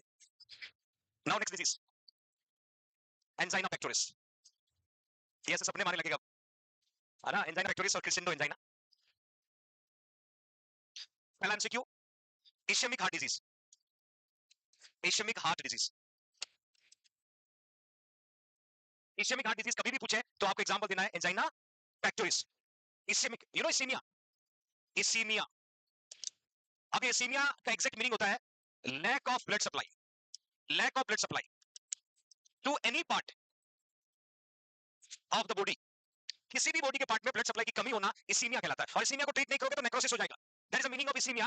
अब ये इसीमिया ब्रेन में भी होता है। जब आप सीवीए पढ़ते हो, सेरेब्रोवास्कुलर एक्सीडेंट, तो सीवीए में भी दो टाइप्स होता है, हेमोरेजिक सीवीए, इश्यमिक सीवीए, है ना? तो ischaemia means the lack of blood supply to any part of the body. और अपने हार्ट में यदि ऑक्सीजन की या ब्लड सप्लाई की कमी होती है तो डिजीज कौन सा कहलाता है? Angina pectoris. चले आगे। अब एंजाइना पेक्टोरिस को याद करने का बहुत सिंपल तरीका है। एक वर्ड याद रखना, इम्बैलेंस। इम्बैलेंस, और इम्बैलेंस जो है between O2 supply and O2 demand, demand of heart और O2 सप्लाई ऑफ हार्ट। अब आपका हार्ट जो है, जैसे आप यदि एक्टिविटी कर रहे हो, एक्टिविटी करते ही आपका O2 डिमांड बढ़ेगी, increase O2 demand. Like TMT पढ़ा था, ट्रेडमिल टेस्ट, टीएमटी में ही का एक्जेक्टली एंजाइना पेक्टोरिस का मीनिंग होता है imbalance between O2 supply and O2। जितना ऑक्सीजन आपके हार्ट को चाहिए फंक्शन करने के लिए उतना नहीं मिलेगा, then you feel pain. What you feel? That is called angina pectoris, that is called angina. Suppose आप कोई एक्टिविटी कर रहे हो, कोई एक्सर्शन कर रहे हो, तो आपके बॉडी में, हार्ट में ऑक्सीजन की डिमांड बढ़ेगी, और उस समय हार्ट में ऑक्सीजन की डिमांड फुलफिल नहीं होगी तो आपको चेस्ट पेन होगा। क्या होगा? और आपको रेस्ट देंगे तो आप रिलैक्स हो जाओगे, O2 डिमांड कम हो जाएगी, पेन सबसाइड हो जाएगा। पेन क्या हो जाएगा? तो that is a stable angina pectoris. क्या बोलते हैं? तो exactly imbalance between O2 supply of the heart and O2 demand of the heart is called angina pectoris. Is called angina. Okay, meaning clear सभी को? Angina is a chest pain resulting from the myocardial ischemia caused by imbalance of the myocardial blood and O2 supply. Angina is caused by the imbalance between O2 supply and O2 demand. So that is exact meaning angina pectoris.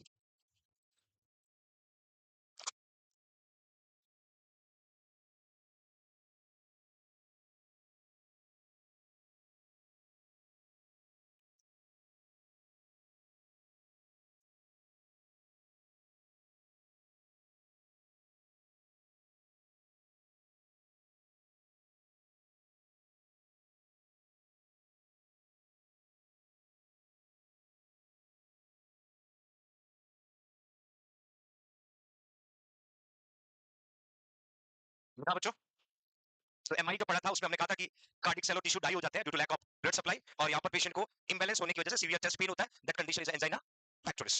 और angina pectoris को हमने कहा ischaemic heart disease. कौन सा बच्चों? Ischaemic heart disease. Now the next one, what are the factor responsible? Again atherosclerosis, most common. जितना fat का deposition होगा उतनी ब्लड सप्लाई डिक्रीज होगा।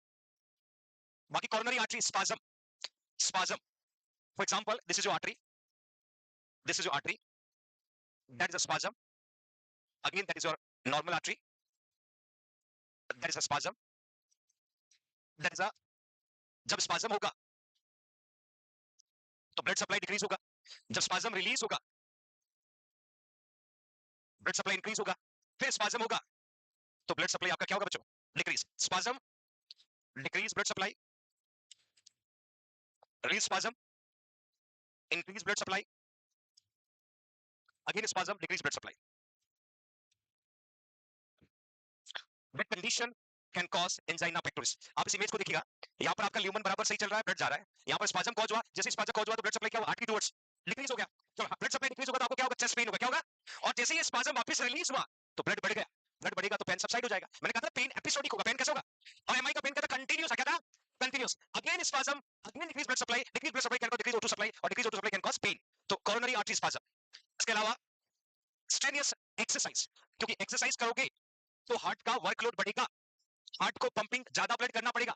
आपको याद हो स्ट्रोक वॉल्यूम पढ़ाया था, और मैंने कहा था बच्चों normally stroke volume 70 to 130 ml होता है, और मैंने कहा था 130 कब होगा? During exercise. ड्यूरिंग, तो whenever you can do any kind of exercise your body and heart need more blood, more oxygen. तो जब आप बहुत ज्यादा स्ट्रेनियस एक्सरसाइज कर रहे हो तो हार्ट में ऑक्सीजन की डिमांड बढ़ेगी, हार्ट फुलफिल नहीं कर पाएगा तो आपको चेस्ट पेन होगा। क्या होगा? Chest pain. Exposure to cold, मैं आपको एक छोटा सा एक फर्स्ट एड ट्रीटमेंट बताता बच्चों। कभी भी घर में एमआई के सिम्टम दिखे, ध्यान से सुनना बच्चों, कभी भी घर में परिवार में कंप्लेन करता है कोई पेशेंट कि मुझे सीवियर चेस्ट पेन हो रहा है, चेस्ट पेन रेडिएट हो रहा है, चेस्ट पेन कंटिन्यू है, डायफोरेसिस हो रहा है, पसीना आ रहा है ना, वॉमिटिंग जैसा मन कर रहा है, तो उस पेशेंट में तुरंत लेग को ऑफ कर देना है। क्या कर देना है? ताकि वीनस रिटर्न क्या हो जाएगा, और वीनस रिटर्न इंक्रीज होगा, कार्डियक आउटपुट एक बार तो तुरंत आराम मिल जाएगा। तब तक घर में क्या रखना है? एस्पिरिन रखो, एनटीसी रखो, मॉर्फिन रखो, तुरंत अब आप आराम से हॉस्पिटल तक पहुंच सकते हो। और ये जरूरी है, मोना वर्ड बताया ना, मोना में एक चीज हमारे पास नहीं होता, ऑक्सीजन। और आजकल कोविड के बाद तो घर में भी आपको कंटेनर मिल जाएंगे, है ना। अब वो बंद पड़े होंगे क्योंकि कोविड गया तो हम भूल गए। कोविड ने कहा ना हर कोई जा रहा है कंटेनर दान कर रहा है, अब पता नहीं वो कहाँ है, बट एटलीस्ट ये चीजें बहुत ज्यादा जरूरी है। आजकल हर 10 पेशेंट की डेथ में से 2 का कॉज होता है एमआई। 2 का कॉज क्या होता है? एमआई। तो आप इमीडिएटली अपने पेरेंट्स को बोल के रखें, जो भी घर में रहता है, कि जब भी आपको ऐसे सिम्टम दिखते हैं, कभी कभी आपका हार्ट ऐसे पाल्पिटेट करता है, ऐसे करता है, फोर्सफुल कॉन्ट्रैक्शन करने लग जाता है, उस समय भी लेग को ऑफ कर दे और ये तीनों मेडिसिन तुरंत दे दे। एक बार रिलीफ मिलेगा, डॉक्टर तक पहुंचे, ईसीजी करें, फर्दर ट्रीटमेंट कराएं, क्योंकि यहाँ पर आपको खुद को बचने के लिए बहुत कम टाइम होता है, 10 टू 15 मिनट। यदि 10 टू 15 मिनट में संभल गए तो हॉस्पिटल तक पहुंच जाओगे, नहीं तो सिर्फ और सिर्फ यही कहा जाएगा इन्होंने थोड़ी देर पहले मेरे से बात की थी, दैट लास्ट स्टेटमेंट, उसके बाद नो रिस्पांस। तो बहुत जरूरी है। और आजकल कहते हैं कि कोविड के बाद ये सब बढ़ गया, एक्सपोजर टू द कोल्ड, और कोल्ड करता है वैसो कॉन्स्ट्रिक्शन, वैसो कॉन्स्ट्रिक्शन, और वैसो कॉन्स्ट्रिक्शन होगा तो ब्लड सप्लाई डिक्रीज हो जाएगा। इसके अलावा emotional stress also need to increase your O2 demand.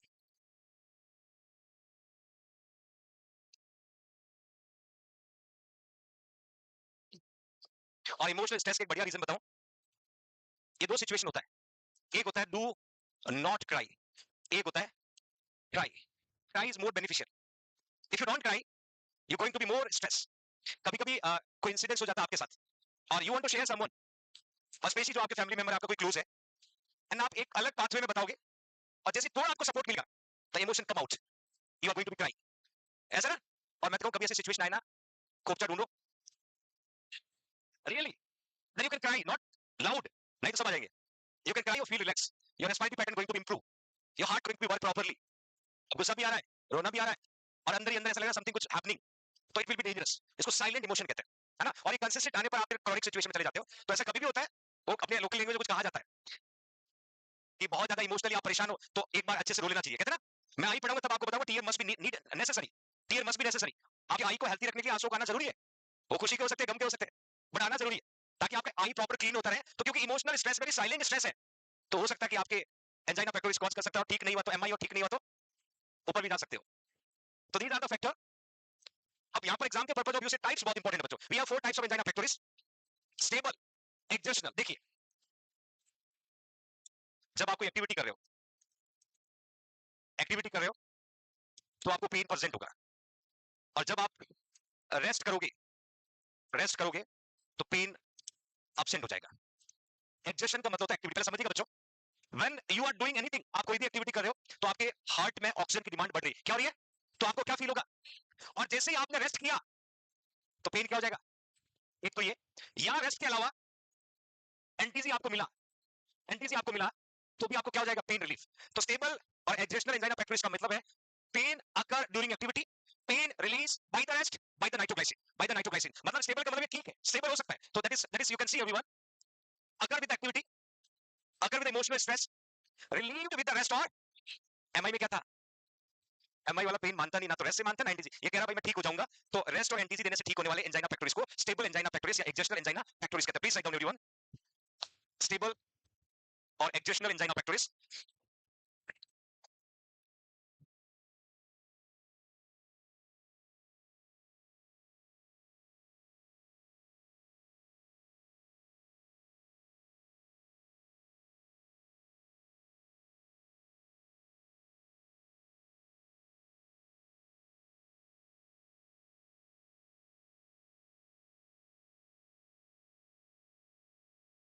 It's over everyone. Next type पे थोड़ा डेंजर है, दैट इज अनस्टेबल और we can say pre infarctory. ये वर्ड आपको इंडिकेट कर रहा होगा। इन्फेक्शन का मीनिंग होता है death of cell and tissue due to lack of oxygen supply और ब्लड सप्लाई। ये मतलब एमआई के पहले कंडीशन, एमआई के पहले की कंडीशन मतलब सीधा, यदि इस अनस्टेबल एंजाइना पेक्टोरिस को ट्रीट नहीं किया तो पेशेंट को क्या हो सकता है? Heart attack. क्या हो सकता है? इसीलिए तो इसको कहते हैं most dangerous type of angina pectoris, है ना? आगे लिखाऊंगा आपको, pre infarctory angina pectoris occur with unpredictable degree of exertion और emotion, pain may not be relieved. ये फर्क है बच्चों, pain may not be relieved by the nitroglycerin. इसी को कहते हैं मोस्ट डेंजरस टाइप। ये एमसीक्यू एग्जाम में आता है बच्चों, most dangerous type of angina pectoris. ऐसा भी आता है warning sign of acute MI, इसको ठीक नहीं किया तो आपको एक्यूट मायोकार्डियल इंफेक्शन हो सकता है। Right fast everyone.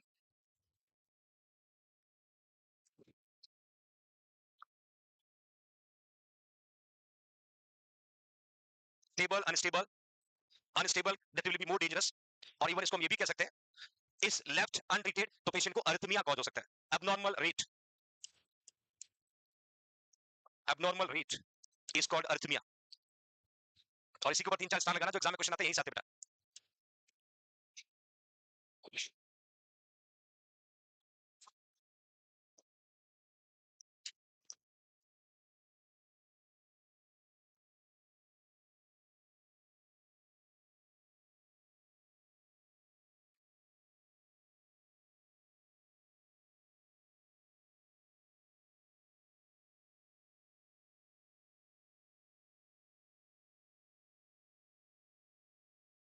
अंडरस्टैंड दोनों के बीच में क्या डिफरेंस है? Stable it will be release pain by the rest of nitroglycerin, unstable may not be relieve by the नाइट्रोग्लाइसिन।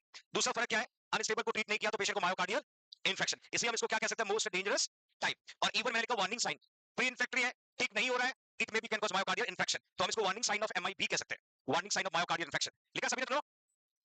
Next word variant angina Prinzmetal, और एक वर्ड लिखा बच्चों वेसोस्पास्टिक। अभी मैंने आपको कॉजेस में आर्टीरियल स्पाज्म बताया था, simply when spasm present, pain present, spasm, release, pain absent. That is a variant angina presmental। इसका नाम याद रखिएगा, वेसोस्पास्टिक। जब भी स्पाज्म होगा ब्लड सप्लाई डिक्रीज होगा, ऑक्सीजन सप्लाई डिक्रीज होगा और पेशेंट को पेन होगा। और जैसे स्पाज्म सबसाइड होगा, पेन सबसाइड हो सकता है। That will be occur by the coronary artery spasm, may occur at rest, prolonged severe pain occur at the same time each day, ST elevation noted on ECG। Please समझिएगा, लिखवाऊंगा बच्चों। एक word लिखा, अभी तक मैंने एमआई में आपको पढ़ाया था कि एसटी एलिवेशन होता है, और मैंने एंजाइना में आपको कहा था एसटी डिप्रेशन होता है। क्या होता है? यहां लिखा ST elevation noted in ECG. क्या होगा? जैसे आपका ईसीजी है P Q R S T, ये आपका नॉर्मल ईसीजी है P Q R S T. Then जैसे ही पेशेंट को स्पाज्म होगा तो ब्लड सप्लाई क्या होगा? रुकेगा। ब्लड सप्लाई रुकेगा, उस समय एसटी क्या होगा? एलिवेट। ऐसे क्या होगा? एलिवेट। तो that you can see P Q R S T, P Q R S T. यहां पर आपको एसटी क्या दिख रहा है? Elevated, ST elevated. ये एक स्पेसिफिक फाइंडिंग है, बट एलिवेशन तब होगा जब आपको ब्लड सप्लाई बंद हो जाएगी, और जैसे स्पाज्म रिलीज होगा तो एसटी एलिवेशन ऑटोमेटिकली रिलीज हो जाएगा। तो एसटी एलिवेशन यहां पर नोटेड मिलेगा, प्रोलॉन्ग सीवियर पेन होगा। Please write down everyone.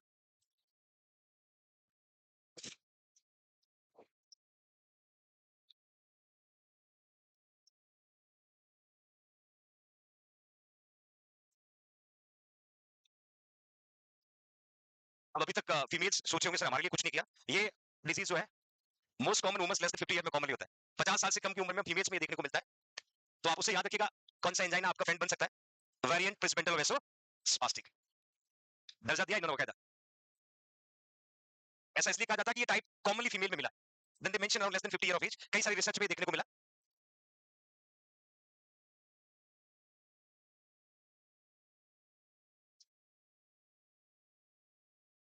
Next fourth one, intractable angina, refractory angina, incapacitating angina, unresponsive to the intervention. Exactly मैंने आपको सेकंड टाइप जो बताया था, सेकंड टाइप का मैंने कहा था pre infarctory angina pectoris. That means warning sign of angina myocardial infection.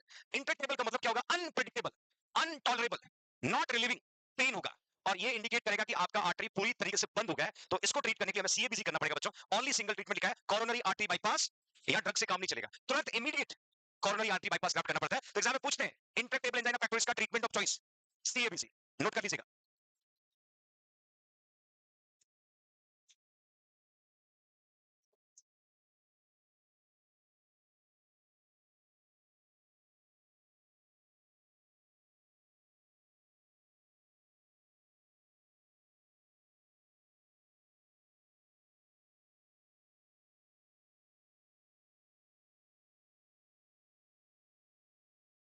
The most dangerous types of angina pectoris are stable or pre-infectory. कौन सा? Which type of angina pectoris it release by the rest or nitroglycerin? Stable कौन सा? Which type of angina pectoris need CABC? Intractable or refractory? लिखा सभी ने? अब MI के symptom को रिकॉल करना है। एंजाइना और एमआई के सिम्टम को मैंने शॉर्टली ऊपर आपको डिफरेंशिएट करके बताया था। Now the clinical manifestation of angina pectoris, pain sensation is heaviness. जब आप पेन के सेंसेशन को फील करोगे, थोड़ा हैवी फील होगा। इट कैन डेवलप स्लोली और क्विकली, ये धीरे धीरे भी डेवलप हो सकता है, एकदम भी हो सकता है। Usually is describe as a mild और मॉडरेट। एमआई का पेन क्या था? सीवियर। एमआई का पेन क्या था? सीवियर। देन स्क्वीजिंग पेन, वहां क्या था? Crushing pain. क्या था? ये कैरेक्टरिस्टिक याद रखना पड़ता है। स्क्वीजिंग का मतलब जैसे जैसे ब्लड कम होता जा रहा है वैसे वैसे डिमांड बढ़ती जा रही है। तो फील लाइक अ स्क्वीजिंग, ऐसा लगेगा समथिंग कुछ खींच रहा है आपके कार्डियक, और that will be into the between the lungs, radiate to the shoulder, arm, jaw, back as usual है। Pain can last for 15 to 20 minute. एक और वर्ड ऐड करना बच्चों, एपिसोडिक पेन। एपिसोडिक, ये वर्ड बहुत याद रखना बच्चों, episodic pain. And the last, pain is relieved by the nitroglycerin और रेस्ट। तो इसमें एग्जाम का जो कैरेक्टरिस्टिक है, एक पूछते हैं कि सेंसेशन कैसा होगा? हैवी होगा। पेन कैसा होगा? स्क्वीजिंग होगा। पेन का कैरेक्टरिस्टिक में कैसा होगा? एपिसोडिक होगा। पेन का ड्यूरेशन कैसा होगा? 15 टू 20 मिनट होगा। पेन के और कैरेक्टरिस्टिक पूछे कैसा था? Mild to moderate. और finally pain is relieved by the nitroglycerin और रेस्ट। इसके जस्ट ऑपोजिट आपने एमआई में पढ़ा था। पेन जो एमआई में क्विकली डेवलप होता है, सीवियर पेन होता है, क्रशिंग पेन होता है, क्रशिंग पेन होता है। देन ड्यूरेशन 30 मिनट और मोर होता है। पेन कंटिन्यू होता है, नॉट एपिसोडिक। और pain not relieved by the rest और एनटीसी। इसका मतलब पेशेंट को मायोकार्डियल इन्फेक्शन है। तो बड़े वन लाइनर क्वेश्चन बनते हैं। कभी कभी पूछते हैं कि एमआई का पेन कैसा होगा? Mild, moderate, severe. तो वहां सीवियर लिखना है। एंजाइना का कैसा होगा? माइल्ड टू मॉडरेट होगा। क्रशिंग और स्क्वीजिंग के बारे में पूछा जा सकता है। कंटिन्यू और एपिसोडिक के बारे में पूछा जा सकता है। और ड्यूरेशन तो कई बार पूछा है कि एंजाइना के पेन का ड्यूरेशन क्या होता है, एमआई के पेन का ड्यूरेशन क्या होता है, और पेन कैसा है? कंटिन्यू है, एपिसोडिक है, रिलीज होता है कि नहीं होता है। ये सारे दोनों का डिफरेंशिएशन आपको जानना जरूरी है। बट दोनों का most common symptom chest pain है।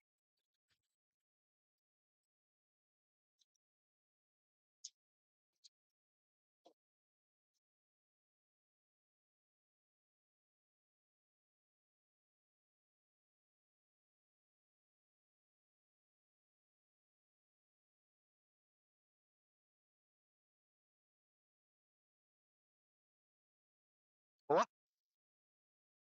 कैरेक्टरिस्टिक को पेन में कोई भी एमसीक्यू आए तो गलत मत करना। ड्यूरेशन अलग है, कैरेक्टरिस्टिक में एपिसोडिक और कंटिन्यू है, क्रशिंग स्क्वीजिंग है, सीवियर है, माइल्ड टू मॉडरेट है, not relieved by the rest और एनटीसी। और एमआई का पेन जो है रिलीव्ड बाय द रेस्ट और NTC. It's over everyone. Dyspnoea दोनों में रहता है। Pallor, lack of blood supply, sweating दोनों में रहता है। पाल्पिटेशन, ये इंपॉर्टेंट है। Forceful contraction of the heart, forceful contraction of heart. जैसे हार्ट में डिमांड बढ़ेगी, ब्लड नहीं मिलेगा, तो हार्ट कोशिश करेगा कि फटाफट ब्लड दूं। तो कॉन्ट्रैक्शन कैसे होंगे? फोर्सफुल। उसको कहता है पाल्पिटेशन। ऐसा आपको ऐसा लगे यहाँ पर पल्स फेल्ट हो रहा है ना? अपाइकल पल्स आपको पता है, बट आपको ऐसा लगे एडिशनल पल्स फेल्ट हो रहा है, उस समय आपका हार्ट पाल्पिटेट कर रहा है। और ये ज्यादातर जब आप बहुत स्ट्रेस में होते हो ना, उस समय होता है ना? That is a palpitation. Dizziness, feeling of discomfort,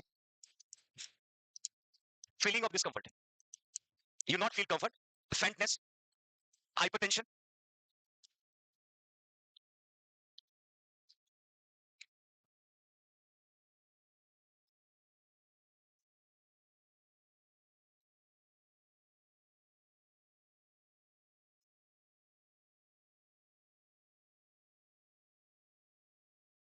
Over.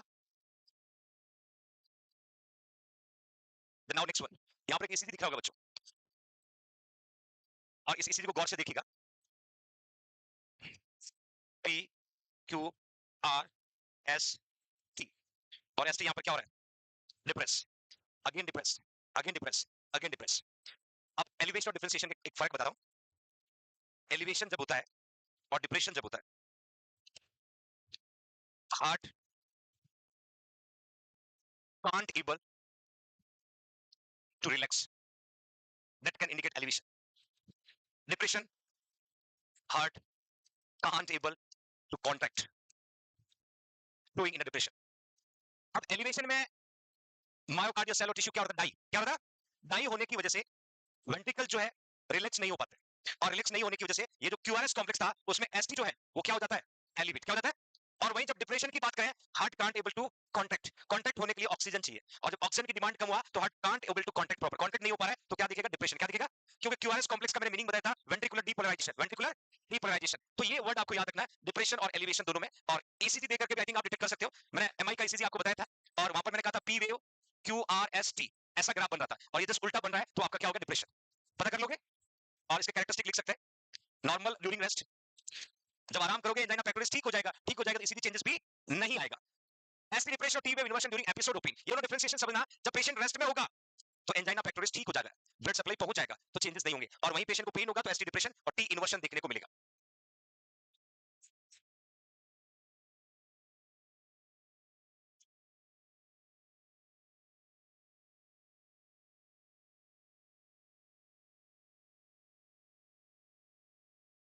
हुआ? दो सिंगल लाइन है बच्चों.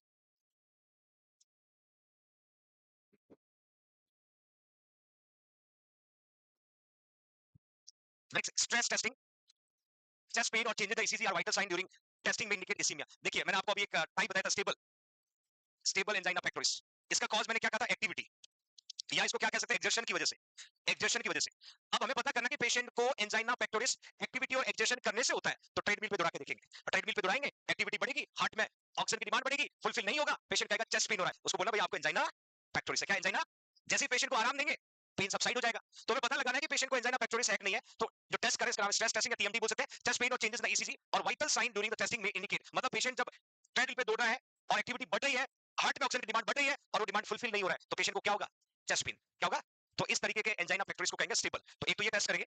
कार्डिक एंजाइम और ट्रोपोनिन लेवल नहीं दिखते बच्चों, क्योंकि मैंने कहा था ये कब रिलीज होते हैं? जब कार्डिक मसल डाई होती है. याद आ रहा है? वहां मैंने जिक्र किया था कि एमआई में cardiac enzyme like CK, CPK, myoglobin, myoglobin, और ट्रोपोनिन में ट्रोपोनिन टी, ट्रोपोनिन आई, ये रिलीज तभी होते हैं जब कार्डिक सेल और टिश्यू डाई होते हैं. यहां पर तो सिर्फ ब्लड सप्लाई की कमी हो रही है, और ब्लड सप्लाई की कमी होने से ऑक्सीजन की कमी हो रही है, उस समय पेन होता है, ब्लड रीच करता है, पेन सबसाइड हो जाता है. तो यहां पर स्पेशली आपको ध्यान रखना है, एंजाइना पेक्टोरिस में are normal in angina, cardiac enzyme not rise. और ये कब बढ़ेंगे? जब कार्डिक सेल और टिश्यू डाई होंगे. Clear everyone?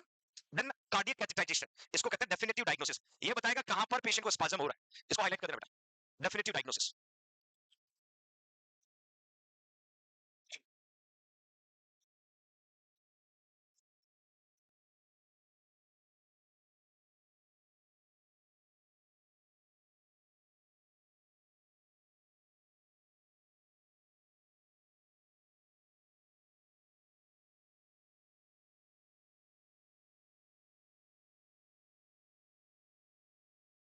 Sure everyone?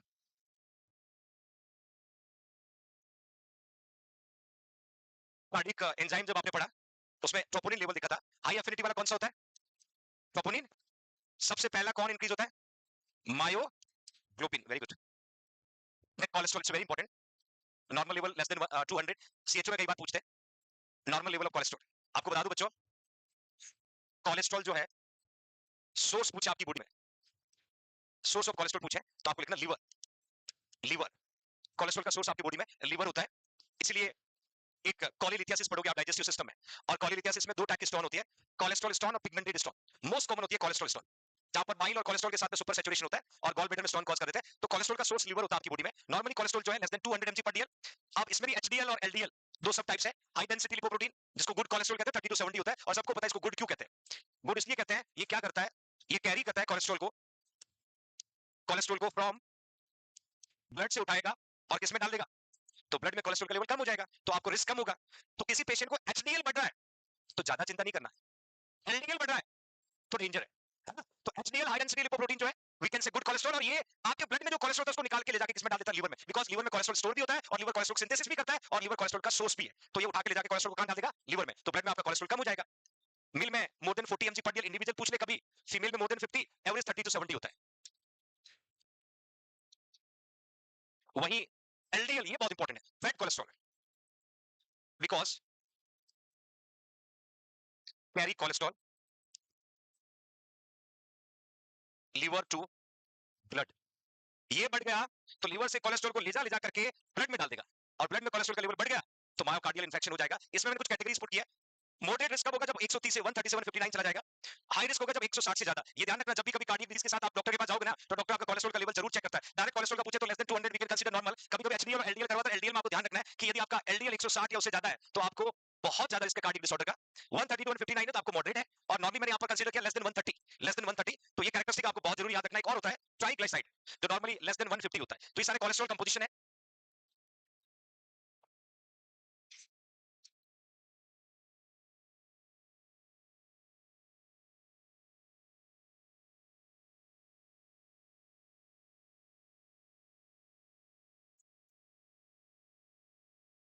करना, एक विटामिन है जैसे नियासिन, जिसको B3 कहते हैं, ये यदि आप किसी पेशेंट को देते हो तो एचडीएल को ये बढ़ा देता है, गुड कोलेस्ट्रॉल को बढ़ा देता है और ट्राइग्लिसराइड को कम कर देता है, तो पेशेंट को रिस्क कम हो जाता है कार्डियक डिजीज का। नोट करके लिखना बच्चों, पूछते कौन सा विटामिन, B3, जो एचडीएल को बढ़ाता है और लोअर करता है ट्राइग्लिसराइड को।